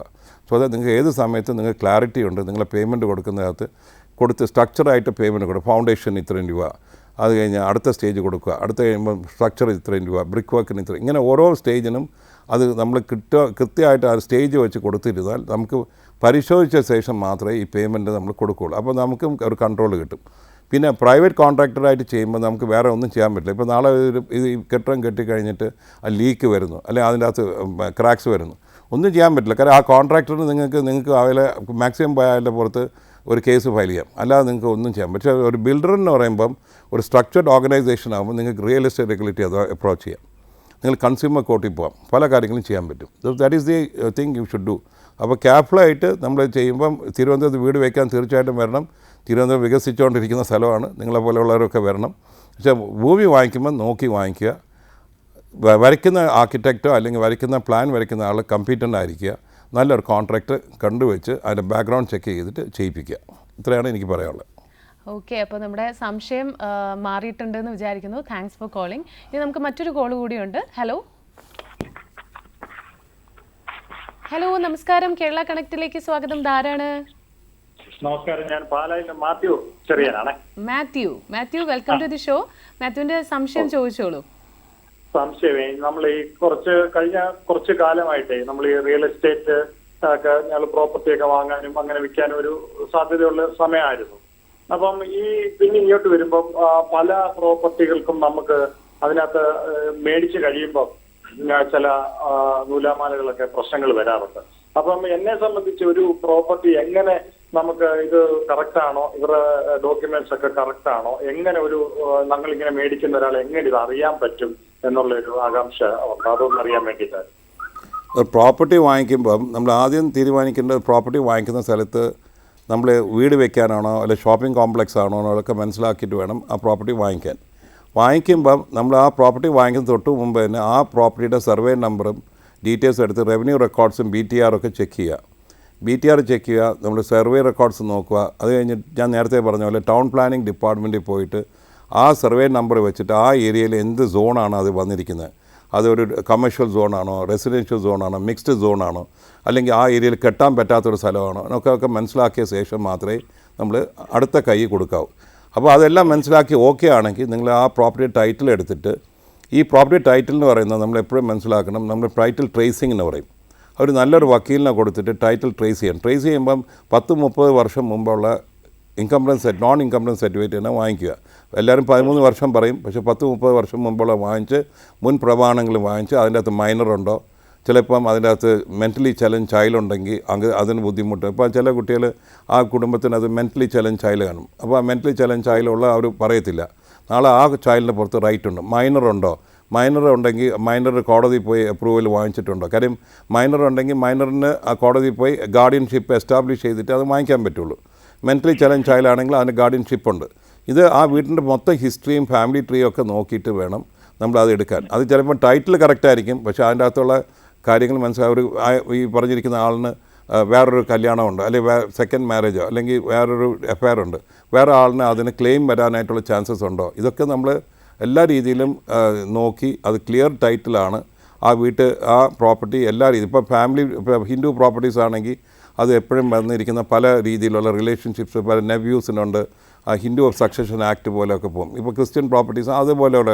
അപ്പോൾ ഇങ്ങനെയുള്ള ഓരോ ആക്ട് അനുസരിച്ച് പോകുന്ന രീതിയിൽ പ്രോപ്പർട്ടി ടൈറ്റിൽ ട്രേസിംഗ് നടത്തി കഴിഞ്ഞാൽ, പ്രോപ്പർ ട്രേസിംഗ് വരുമ്പോൾ നിങ്ങൾക്ക് തീർച്ചയായിട്ടും നിങ്ങൾക്ക് കിട്ടുന്ന ഫൈനലായിട്ട് ലാൻഡ് ടാക്സും അവരുടെ BTRും സർട്ടിഫിക്കറ്റ്സ് എല്ലാം കിട്ടിക്കഴിഞ്ഞ് പിന്നെ നിങ്ങൾ ഒരു കാര്യം കൂടെ ചെയ്യേണ്ടത്, പ്രോപ്പർട്ടി വാങ്ങിക്കുന്ന മുമ്പ് തൊട്ടടുത്തുള്ള അയൽവക്കക്കാരുമായിട്ട് ഒന്നുകൂടെ ഒരു പരിശോധന നടത്തുക, ഈ വന്നിരിക്കുന്ന വ്യക്തി എന്തുവാണെന്നുള്ളത്. അത് മനസ്സിലാക്കിയ ശേഷം മാത്രമേ കൈ കൊടുക്കാവൂ. Thank you so much. നമുക്ക് വാട്സപ്പിൽ മറ്റൊരു സംശയം കൂടി ഉണ്ട്. സംശയം എന്താണെന്ന് വെച്ച് കഴിഞ്ഞാൽ, അദ്ദേഹം വീട് വാങ്ങുന്നതാണോ, അതായത് ഒരു പ്രോപ്പർട്ടിയും വീടായിട്ട് വാങ്ങുന്നതാണോ, അതോ സ്ഥലം വാങ്ങി വീട് വെക്കുന്നതാണോ ഏറ്റവും നല്ലത്, ഒരു ബെസ്റ്റായിട്ടുള്ള ഒരു ഇതാണ് ചോദിക്കുന്നത്. ഒരു വീട് ഓഫ് ദ ഷെൽഫ് വാങ്ങിക്കുമ്പോൾ ഉള്ള പ്രോബ്ലം എന്ന് പറഞ്ഞാൽ നമ്മുടെ ടേസ്റ്റിൽ ഉണ്ടാവണമെന്നില്ല. അപ്പോൾ എൻ്റെ മനസ്സിലുണ്ടാകുന്ന ഒരു ടേസ്റ്റ് ഉണ്ട്. അപ്പോൾ ആ ടേസ്റ്റിൽ എനിക്കൊരു വീട് എനിക്ക് വാങ്ങിക്കാൻ പറ്റുന്ന ലൊക്കേഷനെ വാങ്ങിക്കാൻ പറ്റുള്ളൂ. ഈ വീട് ഇരിക്കുന്ന ലൊക്കേഷൻ ഇഷ്ടപ്പെട്ടു, പക്ഷേ വീടിൻ്റെ അകത്തുള്ള ലേ ഔട്ട് ചിലപ്പോൾ എനിക്ക് ഇഷ്ടപ്പെടണമെന്നില്ല. അപ്പം എനിക്ക് തോന്നുന്നു എനിക്ക് ഇതിന് മെനക്കെടാൻ വയ്യ, ഞാൻ ഇതിൻ്റെ പുറകെ പോയി ഇതിൻ്റെ പുറകെ നടന്ന് കെട്ടാനൊന്നും എനിക്ക് വയ്യ. അപ്പോൾ അങ്ങനെ ഒരാളാണ്. അപ്പോൾ ലൊക്കേഷൻ നല്ലതാണ്, വീട് കണ്ടിട്ട് എല്ലാ രീതിയിലും കൊള്ളാം. അപ്പോൾ ആ വീട് കാലപ്പഴക്കമൊക്കെ ഉണ്ടെങ്കിലും വീടിൻ്റെ ക്വാളിറ്റി ഓഫ് കൺസ്ട്രക്ഷൻ ഒക്കെ ചെക്ക് ചെയ്ത് നോക്കിയിട്ട് കൊള്ളാമെങ്കിൽ തീർച്ചയായിട്ടും അങ്ങനെ വാങ്ങിക്കുന്ന ആൾക്കാരുണ്ട്. പക്ഷേ മറ്റേ ഒരു കാര്യം നമ്മൾ മനസ്സിലാക്കി, ചിലവർക്ക് വീടിന് വന്ന് സ്വപ്നമാണ്. എനിക്ക് എൻ്റെ ആയിട്ടുള്ള ഒരു ഡ്രീമുണ്ട്, എൻ്റെ ബെഡ്റൂം എവിടെ ഇരിക്കണം, എൻ്റെ ഹാൾ റൂം എങ്ങനെ ഇരിക്കണം, അങ്ങനെയുള്ള ഒരു ഡ്രീം അല്ലെങ്കിൽ നമുക്ക് അങ്ങനെ ഒരു സ്വപ്നം മനസ്സിലുണ്ടെങ്കിൽ ആ സ്വപ്നമുള്ള ഒരാൾ തീർച്ചയായിട്ടും പ്ലോട്ട് വാങ്ങിച്ച് വീട് അവർക്ക് ഇഷ്ടമുള്ള രീതിയിൽ വരച്ച് വെക്കുന്നതാണ് എപ്പോഴും നല്ലത്. അപ്പോഴെപ്പോഴും നമ്മൾ ആ വീടുമായിട്ടുള്ള ആത്മബന്ധം ഭയങ്കരമാണ്. അതുപോലെ ഒരു satisfaction, you have a satisfaction, you feel good about it. മനസ്സിലല്ലേ? അതെ, അത് നമ്മുടെ ഒരു ഇഷ്ടത്തിനനുസരിച്ച് വേണം. You got a house of your requirement. ചിലപ്പോൾ നമുക്ക് പലർക്കും പല രീതി ചിലപ്പോൾ നമുക്ക് 2 കാർ വാങ്ങിക്കും, 3, അപ്പോൾ നമുക്കൊരു 2 കാർ പാർക്കിംഗ് വേണം. മറ്റേ വാങ്ങിക്കുന്ന വീട് ചിലപ്പോൾ ഒരു കാർ പാർക്കിങ്ങേ കാണുള്ളൂ. അപ്പോൾ ഇങ്ങനെയുള്ള പല പ്രശ്നങ്ങളുണ്ട്. ഓക്കെ, നമ്മുടെ മറ്റൊരു കോളർ വെയിറ്റിംഗിലാണ്. ഹലോ, നമസ്കാരം. കേരള കണക്റ്റിലേക്ക് സ്വാഗതം. ധാരാണ്? നമസ്കാരം, ഞാൻ ചെങ്ങന്നൂരിൽ നിന്നാണ് വിളിക്കുന്നത്. എന്താണ് പേര്? വിജയൻ. എന്താണ്? വിജയൻ അല്ലേ? വിജയൻ സംശയം ചോദിച്ചോളൂ. ഞാൻ വിളിച്ചത്, എന്റെ ബ്രദറിന്റെ മകന് ഞാനും ഭൂമി വാങ്ങിക്കണമെന്നുണ്ട്. അദ്ദേഹം വിദേശത്താണ്. പക്ഷെ ഈ റിയൽ എസ്റ്റേറ്റ് എന്നുള്ള രീതിയിൽ പലരും വരുമ്പോഴത് കറക്റ്റ് അല്ല. അവർ നമ്മൾ ചെന്ന് കാണുമ്പോൾ ആ ഭൂമി കറക്റ്റായിട്ടുള്ളതല്ല, അവർ പറയുന്ന ഇതൊന്നുമല്ല. ഈ റിയൽ എസ്റ്റേറ്റ് എന്ന് പറയുന്ന അതിനകത്ത് ഇങ്ങനെ രജിസ്ട്രേഷൻ ഉള്ളവരുണ്ടോ, അത് ഒരുപാട് ഈ ബ്രോക്കർമാർ നാട്ടിൽ നടക്കുന്നുണ്ട്. അപ്പോൾ അതെങ്ങനെയാണ് നമ്മളൊന്ന് തിരിച്ചറിയാൻ പറ്റുന്നത്? ഇവിടെ വരുന്ന ഏറ്റവും വലിയ പ്രോബ്ലം നമ്മൾ കാലാകാലം ഞാൻ കാണുന്ന പ്രോബ്ലമാണ്. പല ആൾക്കാർക്കും നമുക്ക് പല പണിയില്ലെങ്കിൽ പിന്നെ പറയും ഞാൻ റിയൽ എസ്റ്റേറ്റ് ബ്രോക്കറാണെന്ന് പറയും. ഇതാണ് ഇവിടെ നമ്മൾ സ്ഥിരം കണ്ടുകൊണ്ടിരിക്കുന്നത്. റിയൽ എസ്റ്റേറ്റ് എന്ന് പറയുന്നത് ഇറ്റ്സ് വെരി പ്രൊഫഷണൽ ആയിട്ടുള്ള ഒരു ഫീൽഡാണ്. അതിനെപ്പറ്റി ആ ഫീൽഡിനെ പറ്റി കംപ്ലീറ്റ് മനസ്സിലാക്കാനും പഠിക്കാനും പറ്റുന്ന ഒരാൾക്ക് റിയൽ എസ്റ്റേറ്റ് ചെയ്യാൻ പറ്റുള്ളൂ. ഇവിടെ എങ്ങനെയാണെന്ന് പറഞ്ഞാൽ ചിലവർ രാവിലെ വീട്ടിൽ നിന്ന് ഇറക്കും, ഡയറി എടുത്ത് കഷത്തിൽ വയ്ക്കും, നടന്നു പോകുമ്പോൾ ഏതോ വീട് കാണും, ഇത് കൊടുക്കാനാണെന്ന് പറയും. ഇപ്പോൾ നമ്മൾ ചെന്ന് ചോദിക്കുമ്പോൾ പറയും അയ്യോ ഈ വീട് കൊടുക്കാൻ. ഇങ്ങനെ വന്ന ആൾക്കാർ ചുമ്മാ വന്ന് നമ്മളിങ്ങനെ മെനക്കെടുത്തിക്കൊണ്ടിരിക്കും. ഇതിൻ്റെ അകത്ത് നമ്മൾ മനസ്സിലാക്കേണ്ടത് ഇപ്പോഴത്തെ പുതിയ റൂൾ അനുസരിച്ച്, ഇപ്പോൾ റിയൽ എസ്റ്റേറ്റ് റെഗുലേറ്ററി ആക്ട് അനുസരിച്ച് all brokers have to be registered. Real estate regulatory അതോറിറ്റിയുടെ കീഴിൽ രജിസ്റ്റേഡ് ആയിരിക്കണം. അവർ രജിസ്റ്റർ ആയാൽ മാത്രമേ അവർക്ക് റിയൽ എസ്റ്റേറ്റ് ട്രാൻസാക്ഷൻസ് ചെയ്യാൻ പറ്റുള്ളൂ. അപ്പോൾ അവിടെ വരുമ്പോൾ ആ ട്രാൻസാക്ഷൻസ് എല്ലാം ഡോക്യുമെൻറ്റഡ് ആണ്. അപ്പോൾ എഗ്രിമെൻ്റ് വയ്ക്കുന്നതും മുതൽ നിങ്ങൾ അവരുമായിട്ട് വയ്ക്കുന്ന കരാറ് മുതൽ ആ കരാറ് വരെ അവർ അതിനകത്ത് റിയൽ എസ്റ്റേറ്റ് റെഗുലേറ്ററി അതോറിറ്റിയിൽ ഫയൽ ചെയ്യേണ്ടി വരും. അപ്പം നമ്മൾ എപ്പോഴും ഒരു പ്രോപ്പർട്ടി വാങ്ങിക്കുമ്പോൾ അതിൽ real estate regulatory authority registered ആണോ എന്ന് ചോദിക്കുക. രജിസ്റ്റേഡ് ആണെങ്കിൽ രജിസ്ട്രേഷൻ നമ്പർ ചോദിക്കുക. രജിസ്റ്റേഡ് നമ്പർ ചോദിച്ച ശേഷം ആ വെബ്സൈറ്റിൽ കയറി നോക്കുക, ഇദ്ദേഹം രജിസ്റ്റേഡ് ആണോ എന്ന് നോക്കിയാൽ ആ വെബ്സൈറ്റിൽ നമുക്ക് കാണാം ഇദ്ദേഹം രജിസ്റ്റേഡ് ആണ്.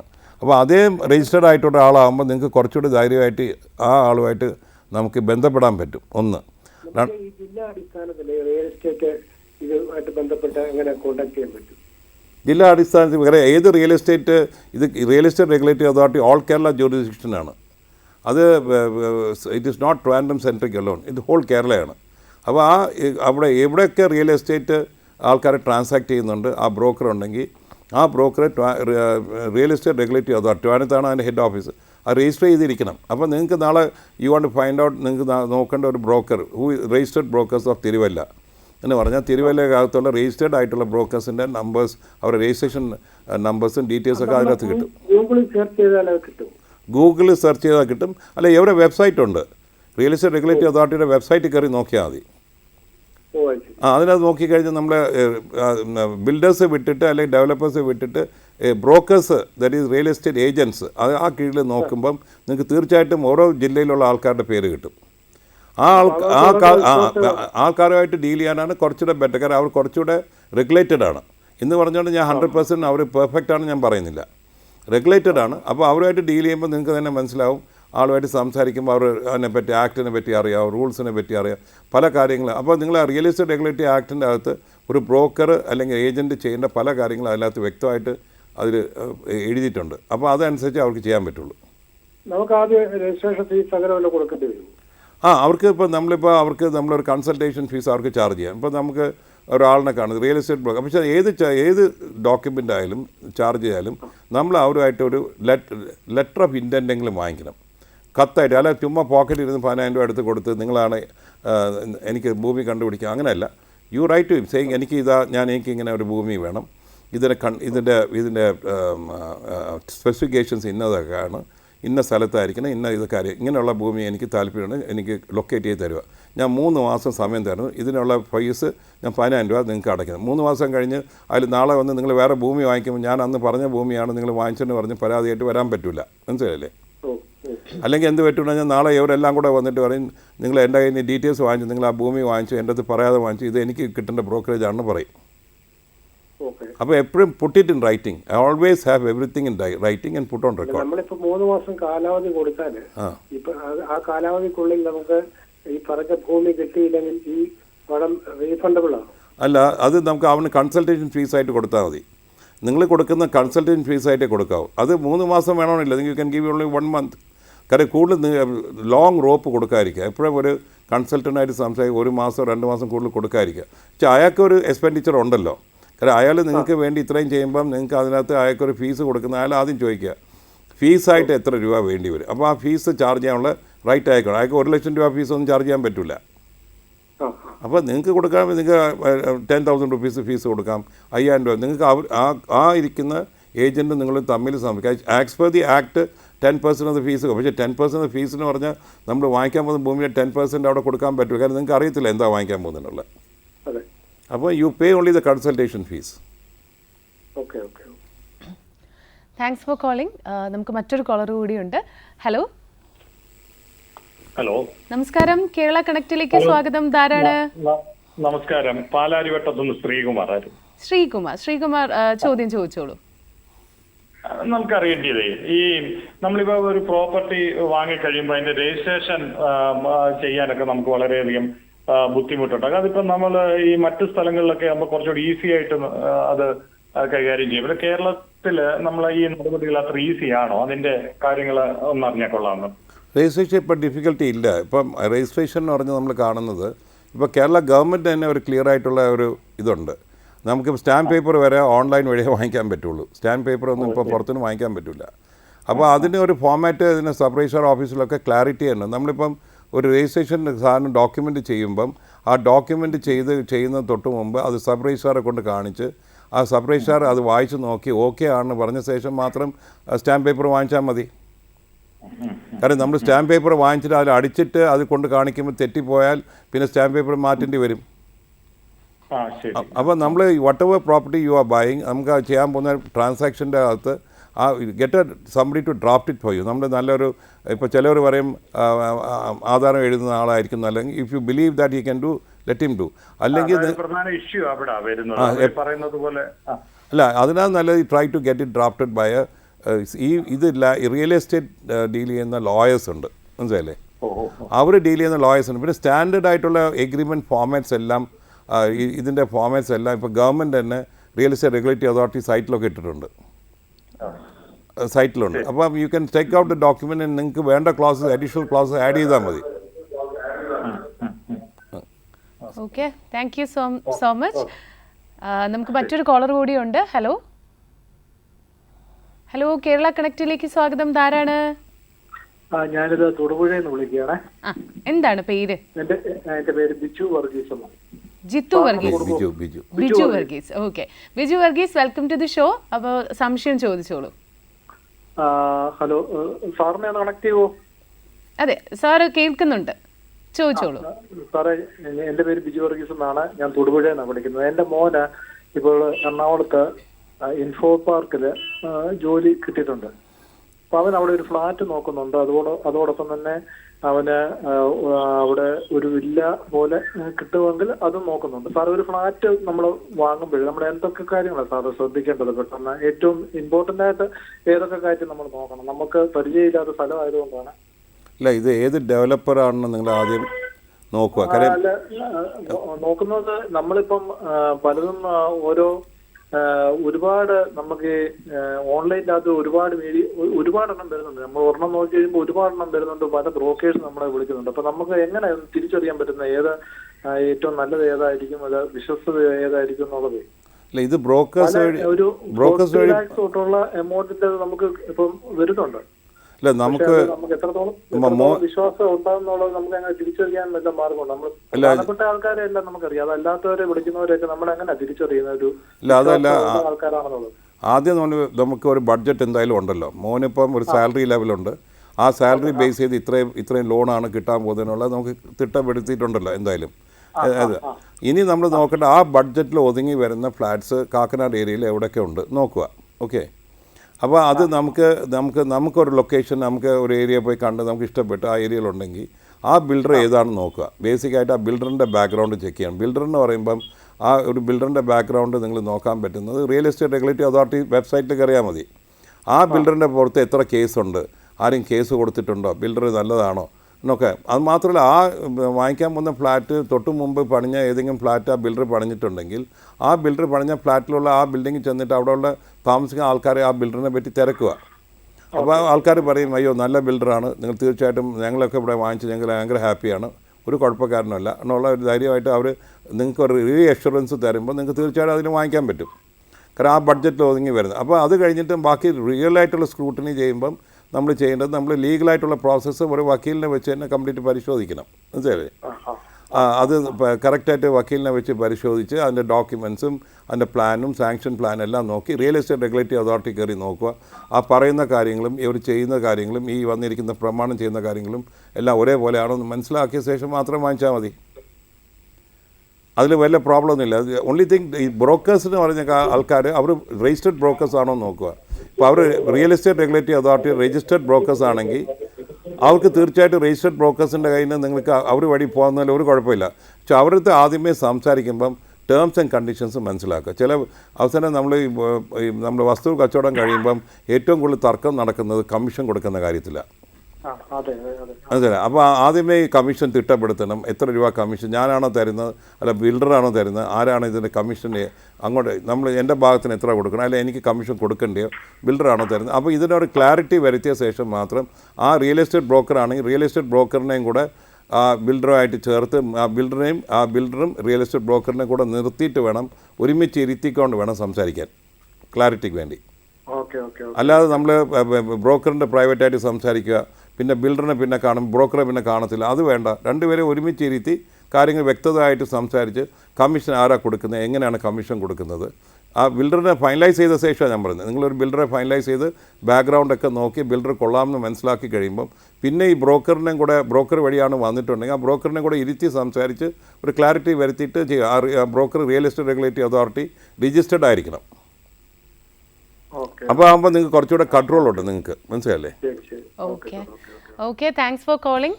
അപ്പോൾ ഇനി നെക്സ്റ്റ് നമുക്കൊരു ചെറിയൊരു ബ്രേക്കാണ്. ഇനി കേരള കളക്ട് ഷോർട്ട് ബ്രേക്ക്.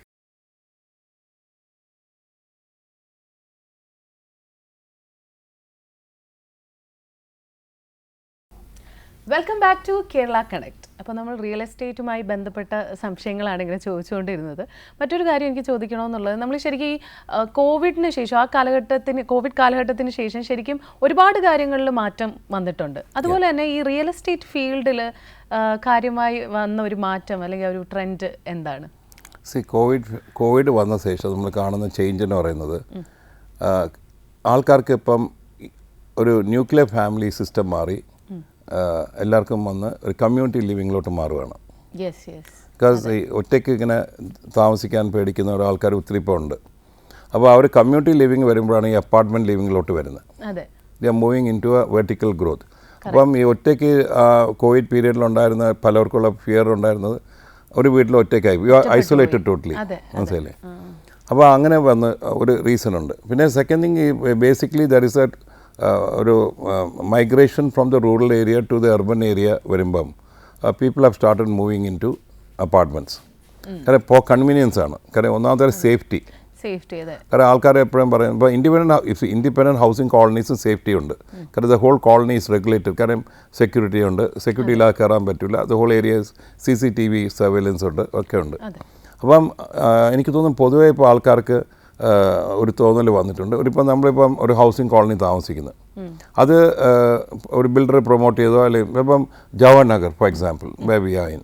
ഇപ്പോൾ ജവഹർ നഗറിൽ ഇപ്പം ടോട്ടലായിട്ട് ആ ഏരിയയിൽ ഇപ്പം വരുമ്പോൾ നമ്മൾ കാണുന്നത് ഒരു റെസിഡൻഷ്യൽ കോളനി മാറി പതുക്കെ ഒരു കമേഴ്ഷ്യൽ കോളനിയായി. ഇപ്പോൾ ഹോട്ടൽസ്, കൂടുതൽ ഹോട്ടൽസൊക്കെ വരുന്നത്. അപ്പം ഈ അല്ലാതെ താമസിക്കുന്ന ആൾക്കാർക്ക് തന്നെ അവിടെ താമസിക്കാൻ അവർക്കൊരു ബുദ്ധിമുട്ടുണ്ട്. കാര്യം ആരാ വരുന്നത് പോകുന്നവരാണ്. അപ്പോൾ അവിടുത്തെ അസോസിയേഷൻ ഇത് ക്യാമറാസും CCTVസും ഒക്കെ വെച്ചിട്ട് റെഗുലേറ്റ് ചെയ്യുമ്പോൾ മാത്രമേ അവർക്ക്, പക്ഷേ എന്നാലും ആൾക്കാർക്ക് ഇപ്പോഴും ഒരു ഫിയർ വരുന്നത്, even that colony is changing from a residential colony moving in to a commercial colony വരുമ്പം പതുക്കെ ആ ആൾക്കാർ തന്നെ അവിടുന്ന് മാറും. But like Panambali Nagar, same thing has happened.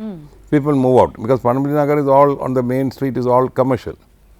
Which I think High Court ruling has come saying that that area has to be residential, no commercial activities permitted.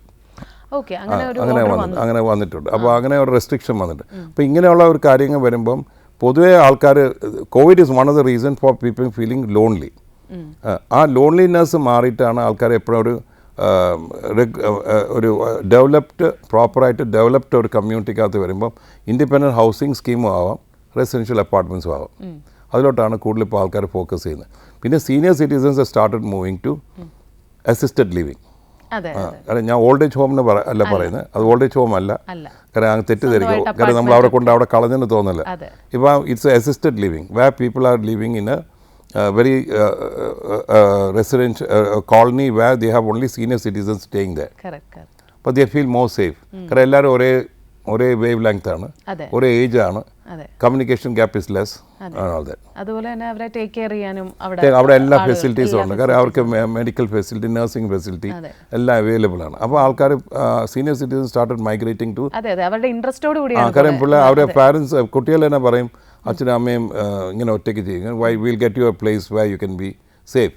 അപ്പോൾ അങ്ങനെ ആൾക്കാർ അങ്ങനെ പലരും മൈഗ്രേറ്റ് ചെയ്തു. ഇപ്പം it's now coming to a place where കേരളത്തിൻ്റെ സ്ഥിതി എന്ന് പറയുന്നത് we are becoming a senior citizen state.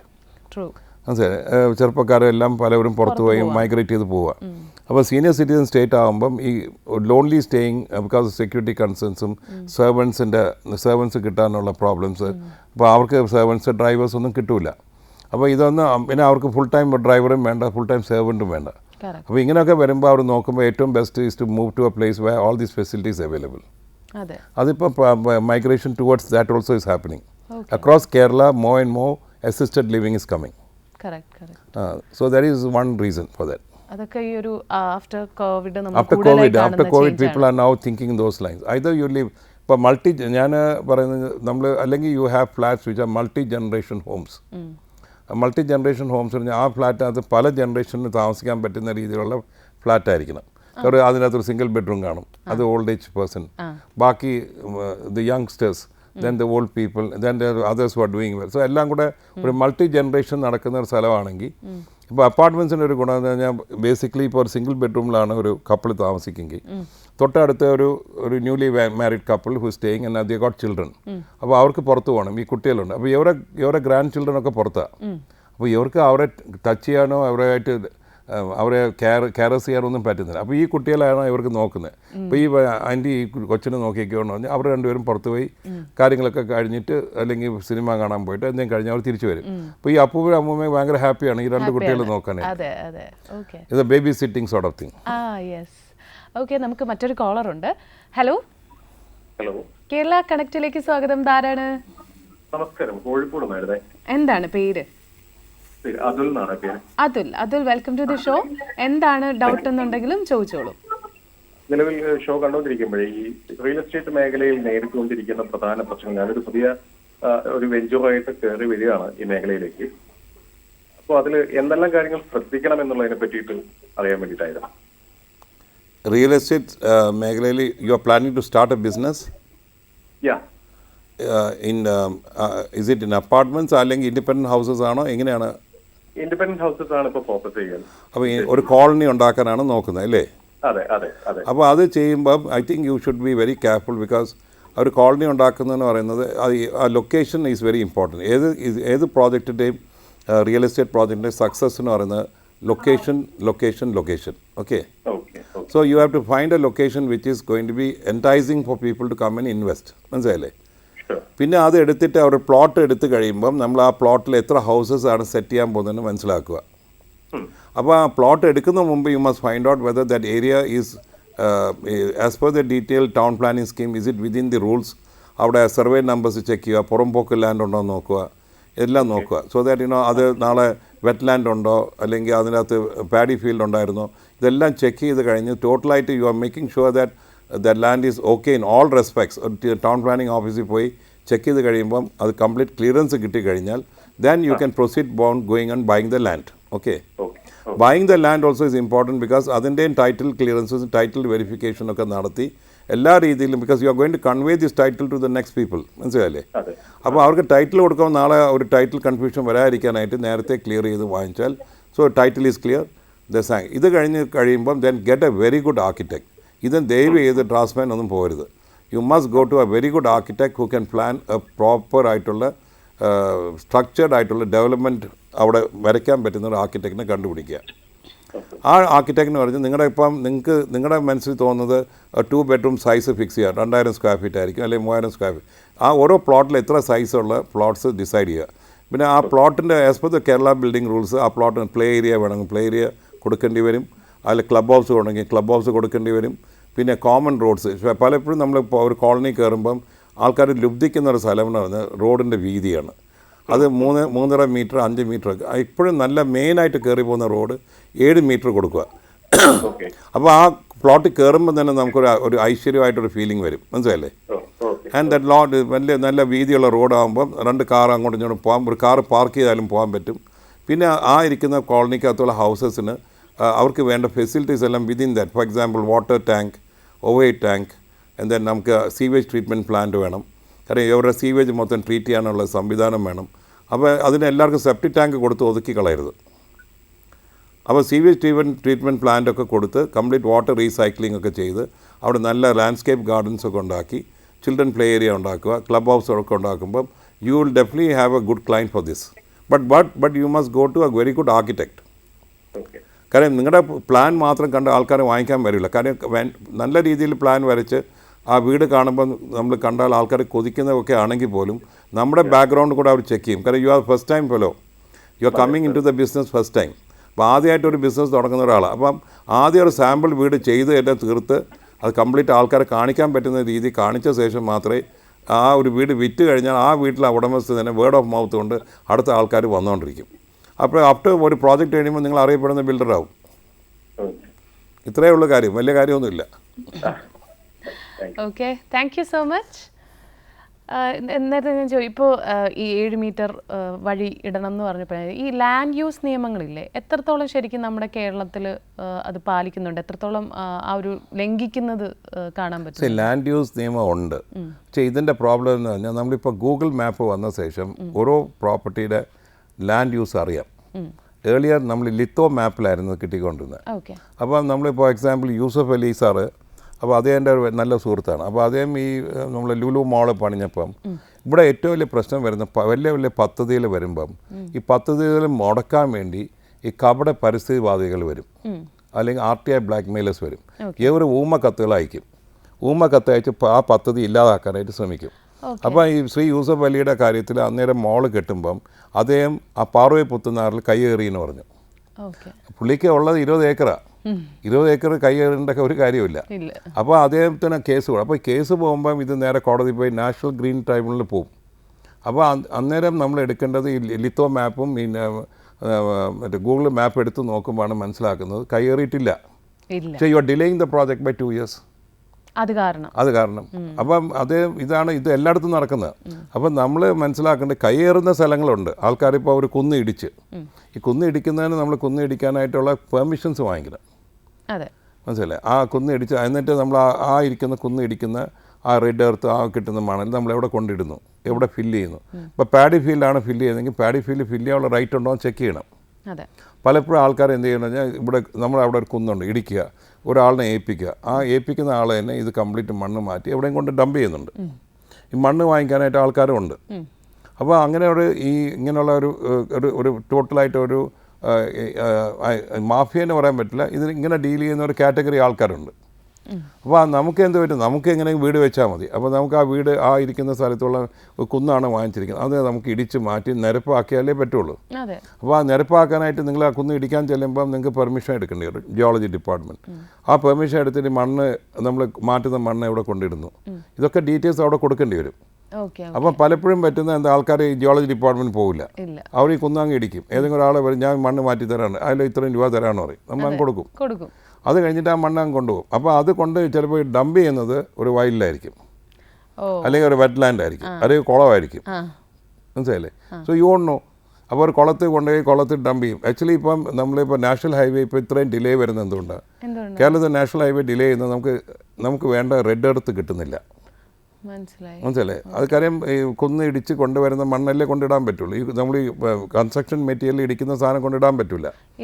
അപ്പം നമുക്ക് അങ്ങനെ ഒരു അത്രയും കുന്ന് ഇടിക്കാൻ, കാരണം ഇവിടെ എല്ലാ എൻവയറമെൻറ്റ് ആയിട്ടുള്ള സെൻസിറ്റീവ് ആൾക്കാരാണ്. അപ്പോൾ പ്രോപ്പറായിട്ടുള്ള പ്രൊസീജിയർ എടുത്ത് മാത്രമേ മണ്ണെടുത്ത്, കാരണം നാഷണൽ ഹൈവേ അതോറിറ്റിക്ക് അങ്ങനെ മണ്ണ് വാങ്ങിക്കാൻ പറ്റുള്ളൂ. അപ്പോൾ അവർ കോൺട്രാക്ട് കൊടുത്തിരിക്കുന്നവർ മണ്ണ് കൊണ്ടിടണമെങ്കിൽ ആ മണ്ണ് പ്രോപ്പറായിട്ട് ഇട്ട് ബില്ല് കൊടുക്കണ്ടേ. അപ്പോൾ ഈ മണ്ണ് കിട്ടാത്തതുകൊണ്ടാണ് ഈ ഡിലേ മൊത്തം വന്നുകൊണ്ടിരിക്കുന്നത്. ഓക്കെ, അങ്ങനെ കുറേ കാര്യങ്ങളുണ്ട് അല്ലേ ഇതിൽ.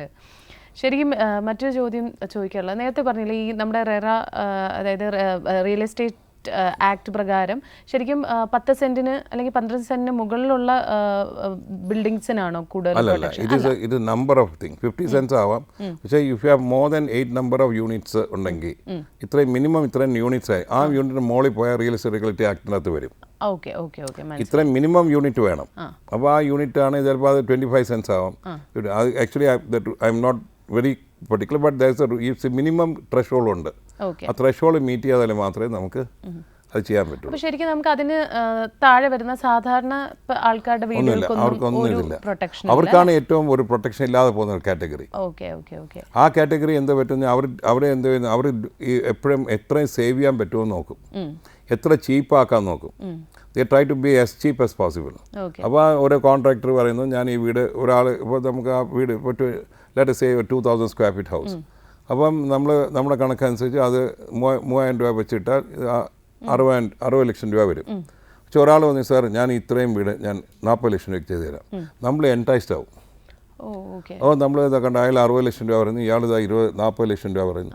അപ്പോൾ നമ്മൾ അവിടെ കൺഫ്യൂസ്ഡ് ആവും. അപ്പോൾ നമ്മൾ എന്ത് ചെയ്യും, നമുക്ക് പ്രൈസാണ്, നമുക്ക് ഇവിടെ പ്രൈസ് സെൻസിറ്റീവാണ്. നമുക്ക് വീടും വേണം, എക്കണോമിക്കലായിരിക്കണം. അപ്പോൾ ഇക്കണോമിക്കൽ ആവണമെന്ന് പറഞ്ഞാൽ നമ്മൾ ചിലപ്പം കൊടുക്കുന്ന ഒരു 40 lakhs ചെയ്ത് തരാമെന്ന് പറഞ്ഞാൽ ആളുടെ കയ്യിൽ കൊടുക്കുകയാണെങ്കിൽ ആ കിട്ടുന്ന പ്രോഡക്റ്റ് അതുപോലെ ഇരിക്കും. വാട്ട് ദ സിമ്പിൾ തിയറി എന്ന് പറഞ്ഞാൽ if you give peanuts you get only monkeys. മനസ്സിലല്ലേ? അപ്പോൾ നമ്മൾ കൊടുക്കുന്ന നമ്മൾ വാങ്ങിക്കുന്ന സാധനം ത്രോ വേ പ്രൈസിന് വാങ്ങിച്ചാൽ ആ വീടും ത്രോ വേ പ്രൈസിലിരിക്കും. ആ ഫിനിഷും അതുപോലെ ആയിരിക്കും. ഈ ശരിക്കും നമ്മൾ ഇപ്പോൾ സ്ഥലം വാങ്ങിക്കുന്ന പോലെ തന്നെ പഴയ വീടുകൾ വാങ്ങിക്കുമല്ലോ. അപ്പോൾ ഈ പഴയ വീടുകൾ പ്രോപ്പർട്ടി ആയിട്ട് ഇങ്ങനെ വാങ്ങുമ്പോൾ ശ്രദ്ധിക്കേണ്ട കാര്യം എന്തൊക്കെയാണ്? പഴയ വീട് വാങ്ങിക്കുന്നത് പറയുന്നത് there's no restriction. നമ്മൾ ഇപ്പോൾ ഒരു പ്ലോട്ട് വാങ്ങിക്കുമ്പോൾ അതിനകത്തൊരു വീടുണ്ടെങ്കിൽ ആദ്യം ചെയ്യേണ്ടത് ആ ഡിമോളിഷൻ പ്ലാൻ കോർപ്പറേഷൻ കൊടുത്തിട്ട് ഡിമോളിഷ് ചെയ്യാവും. കോർപ്പറേഷന് കൊടുത്തിട്ട് ഡിമോളിഷ്, പഞ്ചായത്തോ കോർപ്പറേഷനോ മുനിസിപ്പാലിറ്റി. നമ്മൾ വാങ്ങിക്കുന്ന ഭൂമിക്കകത്തൊരു വീടുണ്ട് അല്ലെങ്കിൽ ഒരു കെട്ടിടമുണ്ട്. ആ കെട്ടിടത്തിന് ആദ്യം ചെയ്യേണ്ടത് നമ്മൾ കോർപ്പറേഷൻ കൊടുത്ത് ഇതിനെ ഈ പറഞ്ഞിരിക്കുന്നത് ഇതിനൊരു നമ്പറുണ്ട്, എല്ലാ വീടിനും നമ്പറുണ്ട്. നമ്മൾ ഡിമോളിഷ് ചെയ്യുമ്പോൾ നമ്പർ ഇല്ലാതായി. അപ്പോൾ നിങ്ങളെ ടാക്സ് നിൽക്കണ്ടേ? നിങ്ങൾ എത്രയും നാൾ ടാക്സ് അടച്ചുകൊണ്ടിരുന്നതാണ്. അപ്പോൾ ആ ടാക്സ് അന്നോളത്തോടെ നിൽക്കും. പൈപ്പ് കണക്ഷൻസ് ഡിസ്കണക്ട് ചെയ്യണം, ഇലക്ട്രിസിറ്റി കണക്ഷൻ ഡിസ്കണക്ട് ചെയ്യണം. അത് കഴിഞ്ഞിട്ട് നിങ്ങൾ ഡിമോളിഷൻ പെർമിഷൻ വാങ്ങിച്ച് ഡിമോളിഷ് ചെയ്താലാണ് നിങ്ങൾ പെർഫെക്റ്റ് ആവുന്നത്. ഇവിടെ പലരും അത് ചെയ്യാറില്ല. പലരും എന്ത് ചെയ്യുന്നത് പറഞ്ഞാൽ കെട്ടിടം വാങ്ങിച്ച ഉടനെ കെട്ടിടം അങ്ങ് ഇടിക്കും. അപ്പോൾ ഈ കുറച്ച് 2 വർഷം കഴിയുമ്പോൾ കാണാം മറ്റൊരു കോർപ്പറേഷൻകാർ ടാക്സ് 2 വർഷത്തെ ടാക്സിൻ്റെ കുടിശ്ശിക ഉണ്ടെന്ന് പറഞ്ഞുകൊണ്ട് വരും. അപ്പോൾ നമ്മൾ പറയില്ല നമ്മളെ, അപ്പോൾ അവർ ഞങ്ങളുടെ ബുക്കിൻ്റെ അകത്ത് നിങ്ങൾ ഡിമോളിഷനൊന്നും ചെയ്തിട്ടില്ല.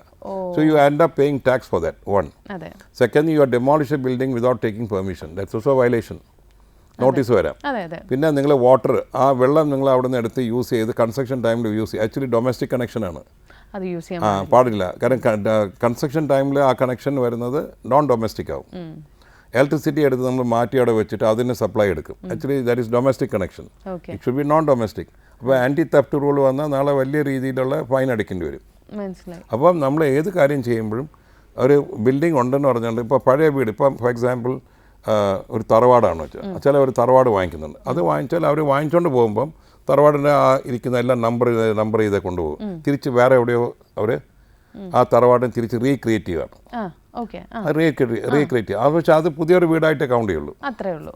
ഓക്കെ. ശരിക്കും നമ്മൾ ഈ സ്ഥലമൊക്കെ, അതായത് പാരമ്പര്യമായി കിട്ടുന്ന സ്ഥലമൊക്കെ വിൽക്കുമല്ലോ. വിൽക്കുന്ന സമയത്ത് ചിലപ്പോൾ ചില ഈ നൂനാമാലകൾ കാണും, നേരത്തെ പറഞ്ഞ പോലെ എന്തെങ്കിലുമൊക്കെ അതിൽ എഴുതിയിട്ടുണ്ടാവും. പണ്ട് കാലങ്ങളിൽ എഴുതി വെക്കുന്നത് ചില സമയത്ത് നമ്മൾ എഴുതുമ്പം, ഞാൻ നേരത്തെ പറഞ്ഞില്ലേ, ചില പ്രോപ്പർട്ടി നമ്മൾ എടുക്കുമ്പോഴേ ഈ വീട്ടിനകത്ത് ചിലപ്പോൾ എനിക്ക് ഓർമ്മയുള്ള കാലത്ത് ഞങ്ങൾ സരസ്വതി നിലയം എന്ന പ്രോജക്റ്റ് എടുക്കുമ്പം, അത് 1984 ആദ്യത്തെ ഫ്ലാറ്റ് ഞങ്ങൾ പണിയുന്നത്. അപ്പോൾ ആ ഫ്ലാറ്റ് എടുക്കുമ്പോൾ അന്ന് നമ്മൾ നോക്കുമ്പം ആ ടൈറ്റിൽ ട്രേസ് ചെയ്യുമ്പം അതിനകത്ത് ഒരു മൈനർ റൈറ്റ് ഉണ്ട്, 2 മൈനേഴ്സും ഉണ്ട്. അപ്പോൾ മൈനർ റൈറ്റ് ഉണ്ടെങ്കിൽ കോടതി പോയി മൈനറിനെ എസ്റ്റാബ്ലിഷ് ചെയ്ത് ഗാർഡിയൻ എസ്റ്റാബ്ലിഷ് പൈസ കെട്ടി വെക്കണം. പിന്നെ അതിൽ 2 പേർക്ക് മെൻ്റലി ചലഞ്ച് ആയിരുന്നു. അപ്പോൾ മെൻ്റലി ചലഞ്ച് ആണെങ്കിൽ പോലും നമ്മളത് പ്രൂവ് ചെയ്യണം. കോടതി ഈ 2 പേരെയും കോടതി കൊണ്ടുവരും. കോടതി കുട്ടികളുടെ ചോദ്യം ചെയ്യും. അപ്പോൾ അവർ they have to make sure that they are mentally challenged. മനസ്സിലല്ലേ? അപ്പം എനിക്ക് ഓർമ്മയുണ്ട്, അന്ന് നമ്മൾ ഇതിൻ്റെ അകത്ത് ഒരു കുട്ടീനെ ആ പ്രായം ഇച്ചിരി അന്ന് 10, 20, 30 വയസ്സുണ്ട്. അദ്ദേഹം മെൻ്റലി ചലഞ്ചാണ്. കോടതി കൊണ്ടുവന്നു. അപ്പം ജഡ്ജി ചോദിച്ചു, പേരെന്തുവാണ്? ഉണ്ണി. കറക്റ്റാണ്, റെക്കോർഡ് വൈസ് ഉണ്ണിയാണ്. അച്ഛൻ എവിടെ എന്തോ നിൽക്കുന്നു എന്ന് പറയും. അതെല്ലാം കറക്റ്റാണ്. പക്ഷേ ആ കാര്യം വരുമ്പോൾ ജഡ്ജ് കൺഫ്യൂസ്ഡ് ആവും. ഇത് മെൻ്റലി ചലഞ്ചെന്ന് പറയുന്നു. അപ്പോൾ പിന്നെ ബാക്കിയുള്ള കാര്യങ്ങൾ എന്തെങ്കിലും വസ്തുവിനെ പറ്റി ചോദിക്കുമ്പോൾ ടോട്ടലി ലോസ്റ്റ് ആണ്. മനസ്സിലായി. അങ്ങനെയാണത് പ്രൂവ് ചെയ്തിട്ട് അമൗണ്ട്, ആ കുട്ടിക്കുള്ള ഷെയറിൻ്റെ അമൗണ്ട് കോടതി കെട്ടിവെക്കണം. അത് ലൈഫ് ടൈം ആരാ നോക്കുന്നത്? ആ പറഞ്ഞിരിക്കുന്ന ആളിനെ ലൈഫ് ടൈം വരെ നമ്മൾ നോക്കണം. മൈനർ ആണെങ്കിൽ അത് വലുതായി വരുന്ന 18 വയസ്സാവുന്നവരെ ഈ തുക അവിടെ കോടതിയിലായിരിക്കും. ഓക്കെ. അപ്പോൾ ശരിക്കും ഇന്നത്തെ ദിവസം നമുക്ക് ഒരുപാട് സംശയങ്ങൾക്കുള്ള ഉത്തരം കിട്ടി. ശരിക്കും സാധാരണക്കാർക്ക് റിയൽ എസ്റ്റേറ്റുമായി ബന്ധപ്പെട്ട് ഒരുപാട് ഡൗട്ട്സ് ആണ്. ഇന്നത്തെ ദിവസം കുറേയൊക്കെ ദൂരീകരിക്കാൻ സാധിച്ചു എന്ന് വിശ്വസിക്കുന്നു. അപ്പോൾ താങ്ക് യു സോ മച്ച് ഇത്രയും അധികം ഇൻഫോർമേറ്റീവ് ആയിട്ടുള്ള കാര്യങ്ങൾ നമ്മളുമായിട്ട് ഷെയർ ചെയ്തതിൽ. എന്തെങ്കിലും നമ്മുടെ ഓഡിയൻസിനോട് പറയാനുണ്ടോ? ഇല്ല, റിയൽ എസ്റ്റേറ്റ് എന്ന് പറയുന്നത് വെരി സെൻസിറ്റീവ്. നമുക്ക് എല്ലാവർക്കും ജീവിതത്തിൽ ഏറ്റവും വലിയൊരു എന്തെങ്കിലും ഒരു കാലത്ത് റിയൽ എസ്റ്റേറ്റ് ചെയ്യാതെ ഇരിക്കാൻ പറ്റില്ല. നമ്മൾ എല്ലാവർക്കും റിയൽ എസ്റ്റേറ്റ് എന്ന് പറയുമ്പോൾ വീട് വാങ്ങിക്കാതിരിക്കാൻ പറ്റില്ല, വീട് വെക്കാതിരിക്കാൻ പറ്റും. നമുക്ക് എല്ലാവരുടെയും ഒരു ആഗ്രഹമാണ്. നമ്മുടെ ആഗ്രഹം കഴിഞ്ഞാൽ നമ്മളെ കുട്ടികളുടെ ആഗ്രഹം വരും. അപ്പോൾ അങ്ങനെ വരുമ്പം ഈ ഇരിക്കുന്ന പ്രോസസ്സ് ലോകം ഉള്ള കാലം വരെ ഇത് നടന്നുകൊണ്ടിരിക്കും. അതിന് നമ്മൾ എത്ര റിഫൈൻ ചെയ്ത് നിയമങ്ങൾ കൊണ്ടുവന്ന് പെർഫെക്റ്റ് ആക്കുകയാണെങ്കിൽ അത്രയും സ്മൂത്തായിട്ടുള്ള ട്രാൻസാക്ഷൻസ് ഭാവിയിലും ഉണ്ടാവും. കാരണം നേരത്തെ നമ്മൾ 20 വർഷം മുമ്പുള്ള ഒരു സിറ്റുവേഷൻ അല്ല ഇന്നത്തെ സിറ്റുവേഷൻ. ഇന്ന് സിറ്റുവേഷൻ കുറച്ചുകൂടെ സിമ്പിളായി. പക്ഷേ ഇനി അങ്ങോട്ട് പോകുന്നതോറും സിറ്റുവേഷൻ കുറച്ചുകൂടെ, കാരണം ഗൂഗിൾ മാപ്പ് വന്നു, പല കാര്യങ്ങൾ വന്ന ശേഷം lot of things are very simple. നാളെ ഇപ്പം വരാൻ പോകുന്ന ഒരു സ്റ്റേജ് എന്ന് പറഞ്ഞാൽ നമുക്ക് വീട്ടിൽ ഇരുന്ന് തന്നെ രജിസ്ട്രേഷൻ ചെയ്യാൻ പറ്റും. സബ് രജിസ്ട്രാർ ഓഫീസിൽ പോകണ്ട, നമുക്ക് വീട്ടിൽ ഇരുന്ന് തന്നെ പ്രമാണം ചെയ്യാം. നമ്മൾ തന്നെ അപ്ലോഡ് ചെയ്ത് ഇംപ്രഷൻ കൊടുത്ത് ഫോട്ടോ എടുത്താൽ ഓൺലൈൻ വഴി രജിസ്ട്രേഷൻ ചെയ്ത് വീട്ടിൽ തന്നെ പ്രമാണം കിട്ടും. ആ കാലം വരാൻ പോവുക, വലിയ ദൂരമൊന്നുമല്ല. ഇതൊക്കെയാണ് ഇനി വരാൻ പോകുന്നത്. അപ്പം നിങ്ങൾക്കൊക്കെ ഇനി അങ്ങോട്ടുള്ള ഭാവി വരുന്ന ആൾക്കാർ, വീട് വയ്ക്കാൻ പോകുന്നവരും പുതിയ തലമുറയിലുള്ള ആൾക്കാർക്ക് ഏറ്റവും നല്ല സമയങ്ങളാണ് വരാൻ പോകുന്നത്. യു ഇൻവെസ്റ്റ് ക്യാപിറ്റലി ആൻഡ് ബിക്കോസ് ഇനി ഭൂമി കിട്ടാനുള്ള ചാൻസ് കുറവാണ് കേരളത്തിൽ. അപ്പോൾ നമ്മൾ അതിനായിട്ടുള്ള സാഹചര്യം കണ്ടുപിടിച്ച് എവിടെയൊക്കെ ഇൻവെസ്റ്റ് ചെയ്യാൻ പറ്റുമോ ആ സ്ഥലങ്ങൾ, ഗ്രോത്ത് സെൻറ്റേഴ്സ് കണ്ടുപിടിക്കുക. കേരളം മൊത്തത്തിൽ സിറ്റിയാണ്, ഒരു മെട്രോ ആണ്. Full Kerala is a metro, there is no village. അപ്പം എല്ലാ സ്ഥലവും ഡെവലപ്മെൻറ്റ് വന്നുകൊണ്ടിരിക്കുക. അപ്പോൾ എവിടെയാണ് നിങ്ങൾ സെറ്റിൽ ചെയ്യാൻ ഉദ്ദേശിക്കുന്നത്, ആ സെറ്റിൽ ചെയ്യാൻ ഉദ്ദേശിക്കുന്ന സ്ഥലത്ത് നിങ്ങൾക്ക് തീർച്ചയായിട്ടും ഈ നേരത്തെ പറഞ്ഞ കാര്യങ്ങളൊക്കെ ഒന്ന് പരിശോധിച്ച് ചെയ്യുകയാണെങ്കിൽ തീർച്ചയായിട്ടും you will have a very good real estate investment during your career or during your period and your life.